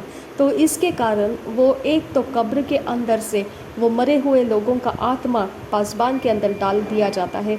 अब दूसरा जगह है नदी के ऊपर लेकर जाते हैं। अब यहाँ पर जाने के बाद वहाँ का आत्मा भी ये पासबान के साथ जोड़ दिया जाता है। और ये भाई कहते हैं कि फिर पासबान को तैयार किया जाता है नदी के पास लेकर जाके और पानी में उसको छोड़ दिया जाता है। उस पानी में पासबान निकल जाने के बाद में ये भाई जो है कुछ मंत्र पुटपुटाते हैं और वहाँ से फिर एक सर्प निकल कर आता है।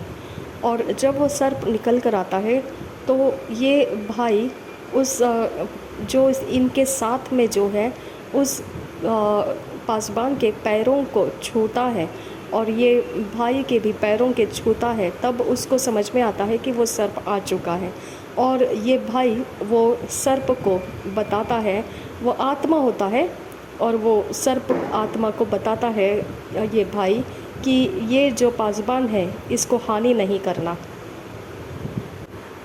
उसके बाद ये जगह में पासबान के उंगली के ऊपर छोटा सा एक काट मारा जाता है जिसके अंदर से खून निकलता है और वो खून वो पानी के अंदर डाल दिया जाता है, नदी के पानी के अंदर डाल दिया जाता है। और वो पानी जो खून मिलाया हुआ है वो एक जो नदी में जो काउरीज मिलते हैं जो जिसको कौड़ियाँ बोलते हैं, ओके, वो कौड़ियों के अंदर वो पानी जो खून मिलाया हुआ है रखा जाता है और कुछ कौड़ियाँ वो मिलाया हुआ पानी से भरा हुआ पानी से जिसमें खून मिलाया हुआ है वो कुछ कौड़ियाँ वो नदी के अंदर छोड़ दिए जाते हैं और कुछ कौड़ियाँ वो पासबान जिस जगह पर अपने कलसिया को चलाता है उस जगह में लाकर रख दिए जाते हैं। अब ये पासबान उस पानी के द्वारा लोगों के कुछ समस्या है तो वो हल कर सकता है। जो भी लोगों को समस्या हल करना है वो इस बात को बोल सकता है कि इस पानी को खरीदे और समस्या को हल हो जाएगा। क्यों ऐसा? क्योंकि वो समस्या जो है वो अब ये पानी के अंदर के दुष्ट आत्मा जो है उनके पास चले जाएगी और वो दुष्ट आत्माएं वो समस्याओं का हल लेकर आएगी। लेकिन वो पानी को मुफ्त में नहीं दिया जाता है, उसे खरीदने के लिए बोला जाता है। वो साधारण पानी अब नहीं रहता है, उसके अंदर दुष्ट आत्मा को आज्ञा दिया होता है आने के लिए और लोगों के समस्याओं को हल करने के लिए उसको काम दिया गया होता है। ये वो पानी होता है। तो एक तरीके से ये देखने में पानी है लेकिन असल में वो दुष्ट आत्मा से भरा हुआ है। इस प्रकार से फिर पासबान जो रहता है वो जो नदी के अंदर से उस पानी को इकट्ठा करके लेकर जाते हैं और जो कब्रिस्तान के अंदर से वो मिट्टी को लेकर जाते हैं। जो मिट्टी है कब्रिस्तान से लेकर गए हुए वो मिट्टी का मकसद ये है कि वो जो भीड़ है वो खींचेगी, जहाँ पर वो मिट्टी होगी वहाँ पर वो भीड़ को खींचेगी। वो भीड़ को कैसे खींचती है? एक ये सिद्धांत है कि जहाँ पर मृत्यु होती है वहाँ पर लोग आदर देने के लिए आते हैं। तो भीड़ का इकट्ठा होना उस मिट्टी के कारण यही होता है कि वहाँ पर कुछ है जिसको आदर देने के लिए आना है। लेकिन वो क्या है? वो कब्र की मिट्टी है। लेकिन उस कब्र के मिट्टी के लिए भी मनुष्यों के अंदर एक प्रकार का ऐसा रहता है कि वो कब्र के मिट्टी को आदर देते हैं। तो वहाँ किसी का भी मृत्यु हो जाता है तो लोग उसको आदर के साथ अटेंड करते हैं। तो इस प्रकार से वो आदर के साथ उसको अटेंड करने के लिए उस जगह में आते हैं जहाँ पर ये कब्रिस्तान की मिट्टी रखी हुई होती है। यही कारण हो जाता है कि फिर वो भीड़ बढ़ने लगती है क्योंकि वो मिट्टी जो है कब्रिस्तान की वो लोगों से आदर खींचती है और लोग उस मिट्टी के कारण खिंचाव के साथ उस जगह में आ जाते हैं और भीड़ लग जाती है। ये भाई कहते हैं कि इस प्रकार से काम करते करते अब बहुत सारे पासबान उसके पास जमा हो चुके थे। लगभग 50 से अधिक पासबान उसके पास सीखने के लिए आ रहे थे, क्योंकि ये उस जगह में रह रहे थे जहाँ पर इस प्रकार का काम दूसरा कोई कर नहीं रहा था। इसके लिए वहाँ पर ये हो रहा था कि ये अकेले ही होने के कारण सब पासबान इन्हीं के पास वो सीखने के लिए आ रहे थे। जब पासबान लोग ये सब कुछ प्राप्त करने के लिए आ रहे होते हैं, ये बात होती है कि उनके अंदर पहले से ही इस बात का लालच रहता है। वो चाहते हैं कि उनके जीवन में ऐसा कुछ काम करने का सामर्थ्य उनके पास रहे, उनकी कलसियाँ भीड़ से भर जाए। ये प्रकार का बहुत कुछ उनके मन के अंदर पड़ा हुआ अभिलाषा रहता है, जिसके कारण वो ऐसे प्रकार के जो विधियाँ हैं शैतान के जगत की, वो हासिल करने के लिए आते हैं। और वो जानते हुए आते हैं कि ये शैतान का काम है, इसमें कोई परमेश्वर का काम नहीं है, फिर भी वो लेने के लिए अपने मर्ज़ी से आते हैं। और इसके लिए उनको ये सब कुछ करने से डर नहीं लगता है, क्योंकि वो पहले ही इसकी लालच के साथ ही आते हैं। और कुछ पासबान तो ऐसे हैं कि वो ये बोल देते हैं कि प्रार्थना वगैरह मत करो, बस हमको जो चाहिए उसको दे दो, बस इतना ही काफ़ी है। तो इतने मन के तैयारी के साथ ये पासबान लोग ऐसे अंधेरे के कामों को लेने के लिए ये भाई के पास आते थे। इतना काम करने के बाद ये भाई बोलते हैं कि अब ये पासबान लोगों का पहला समय ख़त्म हुआ रहता है, ये तैयार हो चुके होते, इनके अंदर आत्माओं को रख दिया होता है काम करने की शुरुआत के लिए। अब इनको प्रोटेक्शन देने का तरीका बताया जाता है, अपने आप को प्रोटेक्ट करने का। तो एक प्रकार का, जैसे ये भाई कहते हैं कि इनको जो पंच आकृति है, पेंटाग्राम है, वो दिया गया था, और उसके साथ साथ काले रंग के कैंडल्स लगाना, इसके द्वारा वो अपने आप को, वो आत्मा को बुलाते वक्त और उनको भेजते वक्त वो अपने आप को पेंटाग्राम के अंदर, पंच आकृति के अंदर सुरक्षित रखते थे। तो इस प्रकार से हर एक जो आत्मा हर एक पासबान को दिए जाते हैं वो अलग अलग होते हैं, वो एक ही प्रकार के नहीं होते। इसके लिए उनसे बचने का तरीका भी अलग अलग तरीका होता है। तो हर एक को उसी प्रकार से नहीं बचाया जा सकता है, तो हर एक को अलग अलग तरीके से सिखाना पड़ता है कि किस प्रकार से वो आत्मा से बचाए रखना है अपने आप को। तो वो सिखाने के लिए वो आत्मा जो उनको प्रोटेक्ट कर सकता है, वो आत्मा को उनके साथ दे दिया जाता है। तो हर एक पास्टर अलग अलग आत्मा को अपने साथ, अपने अंदर भर कर लेकर जाते हैं, और प्रोटेक्शन का एक अलग सा हर एक के पास आत्मा होती है।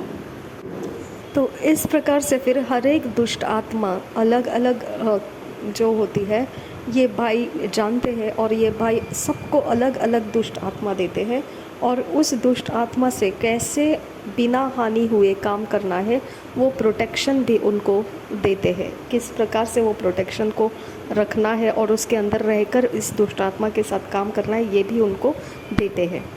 तो ये पहला वाला चक्र उनका ख़त्म हो जाता है। अब इसके साथ काम करते हुए वो पासबान देखेंगे किस प्रकार से हो रहा है, और फिर वो आकर ये भाई को अपना रिपोर्ट बताएंगे। अब अगला जो दोबारा से एक होगा, वो इस बार दोबारा जब अगले स्तर पे चढ़ने के लिए, अगले स्तर का सामर्थ्य को लेने के लिए जब ये आएंगे दोबारा, तो यहाँ पे एक अलग सा प्रक्रिया किया जाता है। यहाँ पर दोबारा कब्र में ही जाया जाता है, कब्रिस्तान में, लेकिन यहाँ पर कब्रिस्तान में पासबानों को नंगा होकर आने के लिए कहा जाता है। इस जगह में जब वो पासबान नंगा होकर आता है, तो यहाँ पर जो ये भाई दुष्ट आत्मा को अब बुलाने वाले हैं, आज्ञा देने वाले हैं, तो वहाँ उस जगह में अब खाने की चीज़ें उपलब्ध होने वाली हैं। जो दुष्ट आत्मा को बुलाया जाएगा, वहाँ खाने की चीज़ें खोल दी जाएगी। ये खाने की चीज़ें वो पासबान को खाने के लिए दिए जाएंगे, पीने के लिए दिए जाएंगे। ये उनके ज़ुबान के ऊपर बने रहेंगे, ये खाए पिए चीज़ें और ये एक एक हफ्ते तक ये उनके अंदर रुके रहते हैं उनके अंदर। ये होने के लिए भी वो गेट खोला जाता है, वो पोर्टल खोला जाता है, उसी के लिए मंत्र को जपना पड़ता है। कुछ चीज़ें हैं जिसको बोलना पड़ता है, कुछ प्रक्रिया है उसे करना पड़ता है, और वो कब्रिस्तान में कर रहे होते हैं। और वहाँ अचानक से खाने और पीने की चीज़ें, जैसे ही पोर्टल खोल दिया जाता है वहाँ पर खाने पीने की चीज़ें आ जाती है। अब ये जो खाना है इसका उस पासबान के ज़ुबान के ऊपर हफ्तों तक इसका स्वाद ठहरा रहता है, मिटता नहीं है। तो ये आत्मा का खाना ये पासबान को खिलाया जाता है। और इस प्रकार से और भी कुछ ऐसी चीज़ें हैं जो ताबीज़ के तरीके से बनाए जाते हैं। ये ताबीज़ ऐसे एक कपड़े होते हैं जो कमर में बांधे जाते हैं, तो ये वैसे ताबीज़ होते हैं। और ये ताबीज़ को बनाने के लिए 3 दिन के लिए मिट्टी के अंदर वो पासबान को गाड़ कर रखा जाता है। पासबान को नहीं, वो चीज़ को, वो कपड़े को रखा जाता है। 3 दिन के लिए मिट्टी के नीचे गाड़ कर रखा जाता है, ठीक है। पासबान को नहीं गाड़ कर रखा जाता है, मिट्टी के अंदर वो कपड़े को गाड़ कर रखा जाता है। और उसके ऊपर कुछ फिर 3 दिन तक कुछ प्रकार के मंत्र पढ़े जाते हैं और कुछ चीज़ें, आत्माओं को बुलाया जाता है, उसके ऊपर उनको बैठने के लिए बोला जाता है। और वो आत्माएं वो कपड़े के अंदर बैठने के बाद फिर वो ताबीज़ की तरह बन जाता है, और वो कपड़े फिर हम पासबानों को देते हैं, और वो पासबान अपने कमर में उसको बांधते हैं, एक बेल्ट की तरह वो बांधते हैं।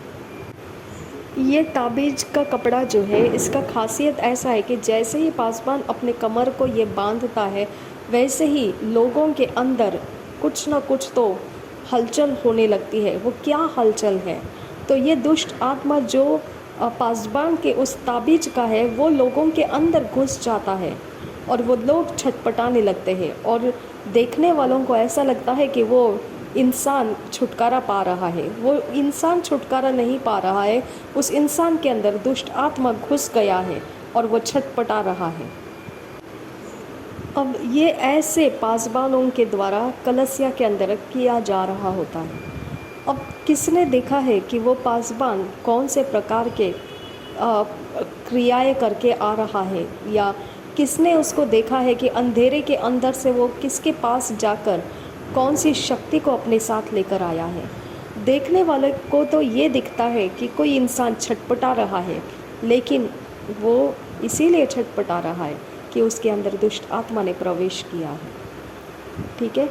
तो इस प्रकार से हम ये भाई कहते हैं कि मसीही लोगों के समझ में नहीं आता है कि सच में सच्चाई का, परमेश्वर का जगत अलग है, और दुष्ट आत्मा के द्वारा चलाया जाता है।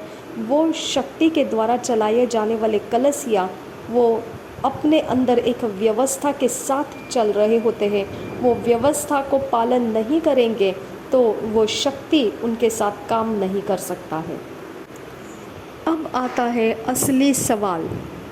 सवाल ये है, जब कलसिया के अंदर जिन्होंने ये प्रकार के कोई कैसे अंधकार के जगत के अंदर कुछ काम नहीं किया है, और पूरी तरह से परमेश्वर को समर्पित है, पूरी तरह से परमेश्वर के ताकत को मानते हैं, और वचन को जानते हैं, वचन का पालन करते हैं, पवित्र जीवन जीते हैं, और परमेश्वर के राज्य के अंदर ज्वलंत है, बस वो बहुत कुछ कर पाते हैं परमेश्वर के राज्य के लिए। और यहाँ पर कलसिया के अंदर आने के बाद में ऐसा क्यों नहीं होता है कि ऐसा ज्वलंत विश्वासियों का कलसिया, जहाँ पर आग से भरपूर कलसिया के अंदर परमेश्वर के आग को भेजा जाता है, और फिर भी ये पासबानों की आत्माएं कैसे क्या जल नहीं जाती हैं? ये ऐसे कैसे हो सकता है कि परमेश्वर का आत्मा आग की तरह उतारने के लिए सब जगहों से विश्वासी अपने अंदर से परमेश्वर को मांगते हैं कि आग से उतार, परमेश्वर तेरे आत्मा को उतार और दुष्ट आत्माओं को जला दे, और फिर ये दुष्ट आत्माएं पासबानों की कैसे नहीं जल जाती है? ये बड़ा सवाल पूछने का समय आ गया है। क्यों पवित्र आत्मा आग से बरसकर इस प्रकार के दुष्ट आत्मा से चलाया जाने वाला व्यवस्था के ऊपर क्यों नहीं गिर जाता है? क्यों नहीं उस ताबीज के ऊपर गिरता है जो ताबीज अंधकार के जगत से बनाकर लाया होता है? क्यों नहीं उस कब्रिस्तान के मिट्टी के ऊपर गिरता है? क्यों नहीं उस पानी के ऊपर गिरता है? ऐसा क्यों? क्यों नहीं उन कौड़ियों के ऊपर गिरता है? क्यों नहीं वो पासबानों के अंदर के आत्माओं के ऊपर गिरता है? ऐसा क्यों? पवित्र आत्मा का आग क्यों नहीं उनको भस्म कर देता है? जो परमेश्वर के साथ वफादारी के साथ चल रहे, क्या उनका भी परमेश्वर का आत्मा नहीं सुनता है उस जगह में? क्या उनके पास जो आत्मा का आग है ये आत्माओं को जला नहीं सकता है? यहाँ पर अब ये भाई जवाब दे रहे हैं। यहाँ पर ये भाई कहते हैं, ये पासबान लोग, ये कलसिया चलाने वाले लोग जिस जगह में लोगों को बुलाते हैं उस ज़मीन के ऊपर दुष्ट आत्मा का छाया रखते हैं। उस छाया के नीचे ये सारे विश्वासी लोग आ रहे होते हैं जहाँ पर दुष्ट आत्मा का छाया लगाया हुआ होता है। इसके लिए चाहे जितना भी पवित्र आत्मा का अभिषिक्त इंसान उस ज़मीन के ऊपर आता है तो वो दुष्ट आत्मा के छाये के नीचे आया हुआ होता है।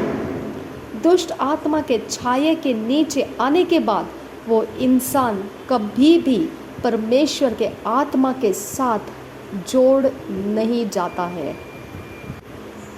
परमेश्वर के आत्मा के साथ जोड़ जाने के लिए आप अन्य भाषा बोलते हो, आप परमेश्वर को गीत गाते हो, आप वचन का मनन करते हो, प्रार्थना करते हो, आप अपने आत्मा के अंदर से ये कर रहे होते हैं, लेकिन आपके ऊपर दुष्ट आत्मा का छाया रखा होता है।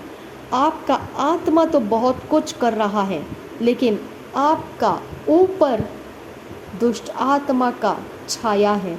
वो छाया को आपका आत्मा पार करके उस पार परमेश्वर का आत्मा है, वो आत्मा के साथ जुड़ नहीं जाता है।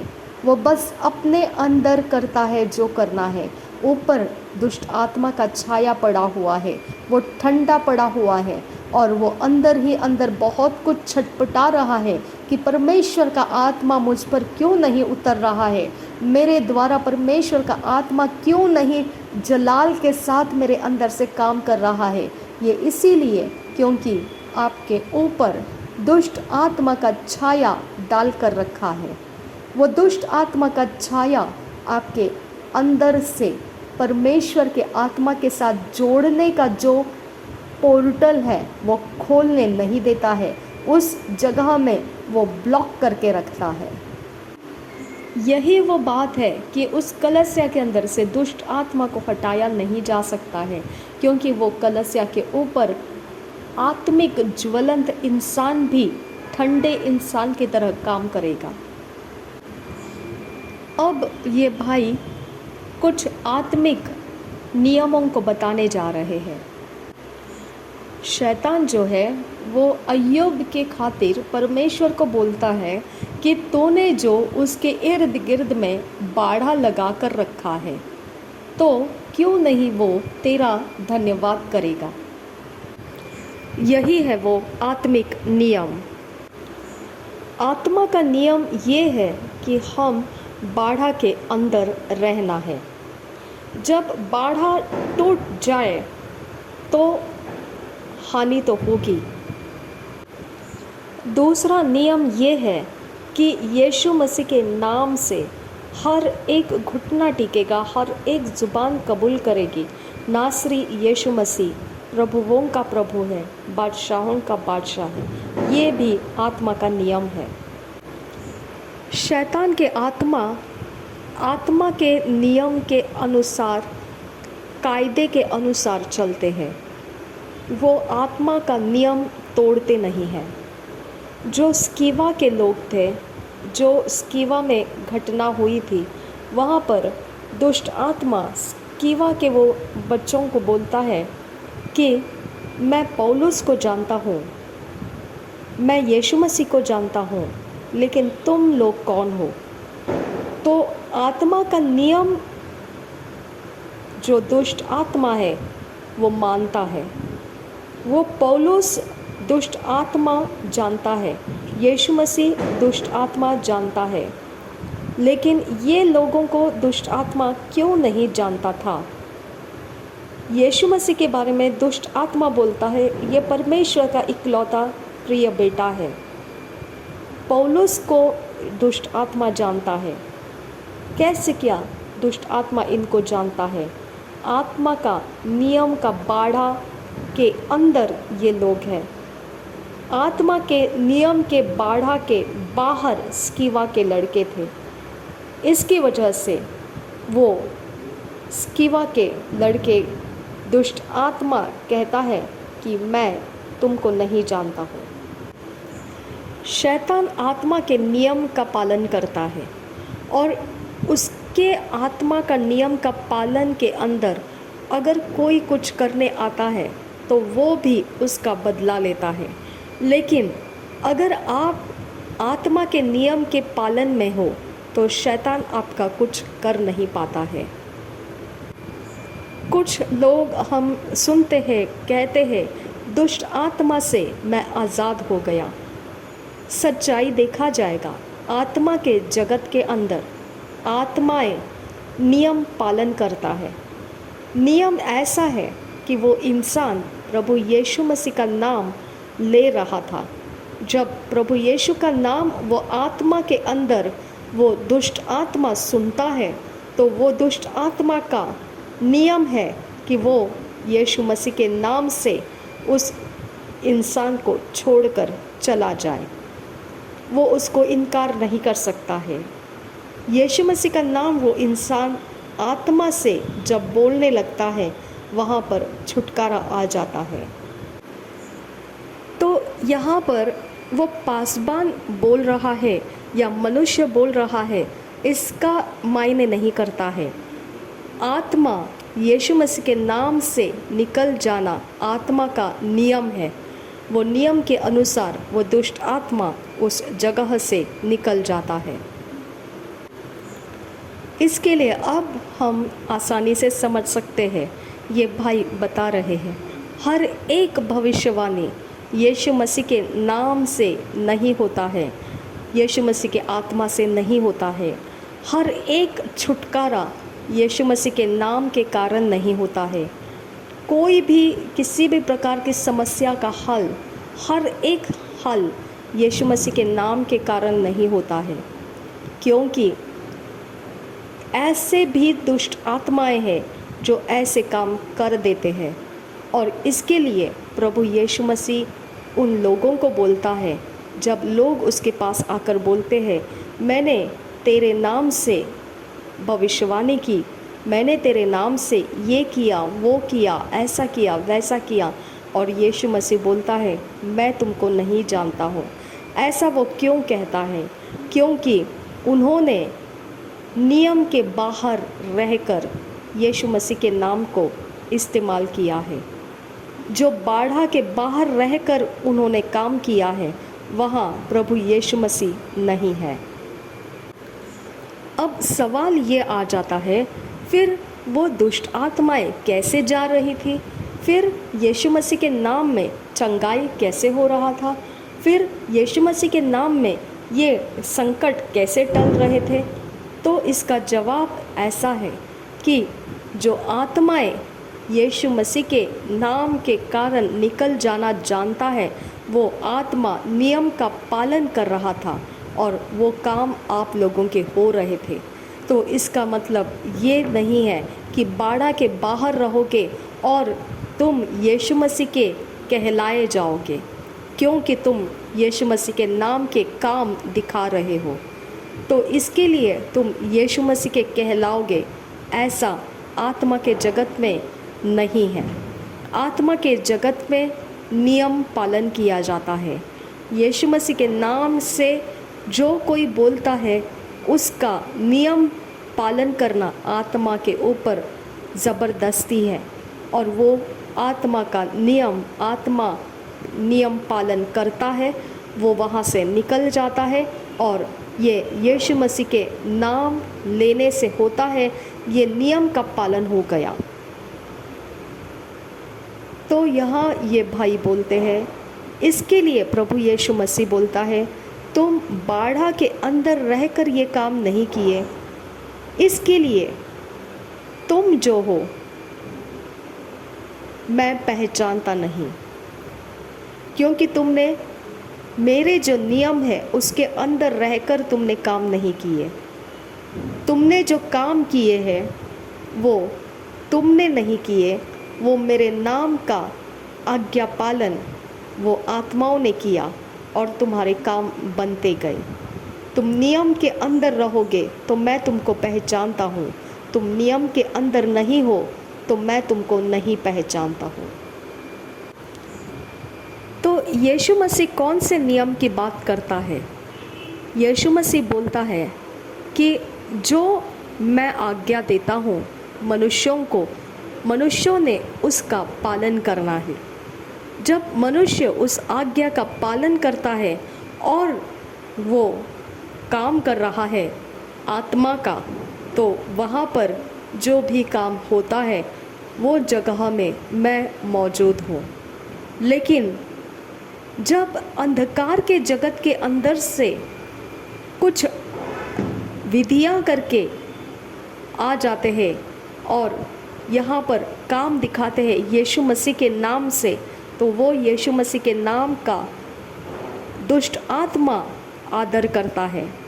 वो आदर की खातिर यीशु मसीह के नाम से काम करने वाले की सुनता है और वैसा वो वहाँ से निकल जाता है। इसका मतलब ये नहीं होता है कि वो इंसान जो यीशु मसीह के नाम से काम कर रहा है वो यीशु मसीह का चेला है, ऐसा नहीं होता है। तो इस प्रकार से यीशु मसीह अपने लिए मनुष्यों को कुछ पालन करने का नियम दे रखा है। वो नियम के अंदर रहकर हमने यीशु मसीह के काम करना है। प्रभु यीशु मसीह बोलता है, जो मुझसे प्रेम करेगा वो मेरे बातों को मानेगा। तो आपका संबंध होना चाहिए प्रभु यीशु मसीह की बात मानते हुए। फिर आप जब यीशु मसीह के नाम को पुकार कर कुछ काम करते हो, समस्या सुलझाते हो, बीमार चंगे करते हो, कुछ भी करते हो, तो आखिरी में जाकर यीशु मसीह का चेला आप ठहरोगे और यीशु मसीह भी आपको पहचान देगा। यही वो गंभीर बात है जहाँ मसीही धोखा खा जाते हैं। जो लोग अंधेरे के शक्ति का विधियों को करके दुष्ट आत्मा को साथ लाते हैं, ताबीज़ों को अपने साथ लेकर आते हैं, जहाँ कलसिया बैठने वाली है या लोगों को इकट्ठा किया जाने वाला है, उस ज़मीन के ऊपर कब्रिस्तान की मिट्टी डाली जाती है और नदियों का पानी खून मिलाया हुआ लाकर वहाँ पर रखा जाता है। ये सारी चीज़ें जब कोई अगवा करता है या उस जगह का जो काम करने वाला करता है, तो आने वाले लोग समझ नहीं पाते हैं हम क्यों वहाँ पर आ रहे हैं। ये वो मिट्टी कब्रिस्तान की उनको आकर्षित करती है। ये वो पानी उनके समस्याओं का जो हल है वो करता है। दुष्ट आत्मा यीशु मसीह के नाम को आज्ञा मानती है, वहाँ से वो निकल जाती है। लेकिन मसीही जो सच्चा मसीही है, जिसने ऐसे कोई विधि नहीं की है, ऐसा मसीही जो पूरे ज्वलंत है, फिर भी इस प्रकार के धोखे के आत्मा को, उस काम को वो क्यों पवित्र आत्मा के आग से भस्म नहीं कर पाता है, इसका कारण यही है कि वहाँ पर दुष्ट आत्मा का छाया डाल कर रखा जाता है। इसके लिए आने वाले लोग उस दुष्ट आत्मा के छाये के अंदर ही अंदर वो अपना आत्मिक माहौल को देखते हैं और उसके ऊपर दुष्ट आत्मा का छाया पड़ा हुआ है, उसको समझ में नहीं आता है। और उसके ऊपर परमेश्वर का आत्मा हमारे साथ कनेक्ट नहीं हो रहा है, इसका कारण भी वो समझ नहीं पाता है। यही कारण है कि लोग कलीसिया में आते हैं, लेकिन जिस प्रकार से कलीसिया से उनको भरपूर होकर जाना है वैसा वो नहीं जाते हैं और सूखे आए की तरह सूखे ही वो निकल जाते हैं और भरपूरी का आनंद और उनके साथ परमेश्वर का सहभागिता बना नहीं रहता है। हफ्ते भर में वो सूखे पड़ जाते हैं। ये भाई बताते हैं कि यहाँ तक तो उन्होंने बता दिया किस प्रकार से ये दुष्ट आत्मा का कवरिंग के अंदर ये पासबानों का ये सब कलीसिया का चलाना हो रहा होता है। इसके बाद ये भाई बताना चाहते हैं कि चंगाई कैसे की जाती है। दुष्ट आत्मा के ज़रिए से भी चंगाई किए जाते हैं, वो कैसे किए जाते हैं इसको हम अगले रिकॉर्डिंग में पार्ट 2 बनाकर इसको ट्रांसलेट करेंगे। ओके, प्रभु यीशु मसीह हम सबके साथ बना रहे। आमीन आमीन आमीन।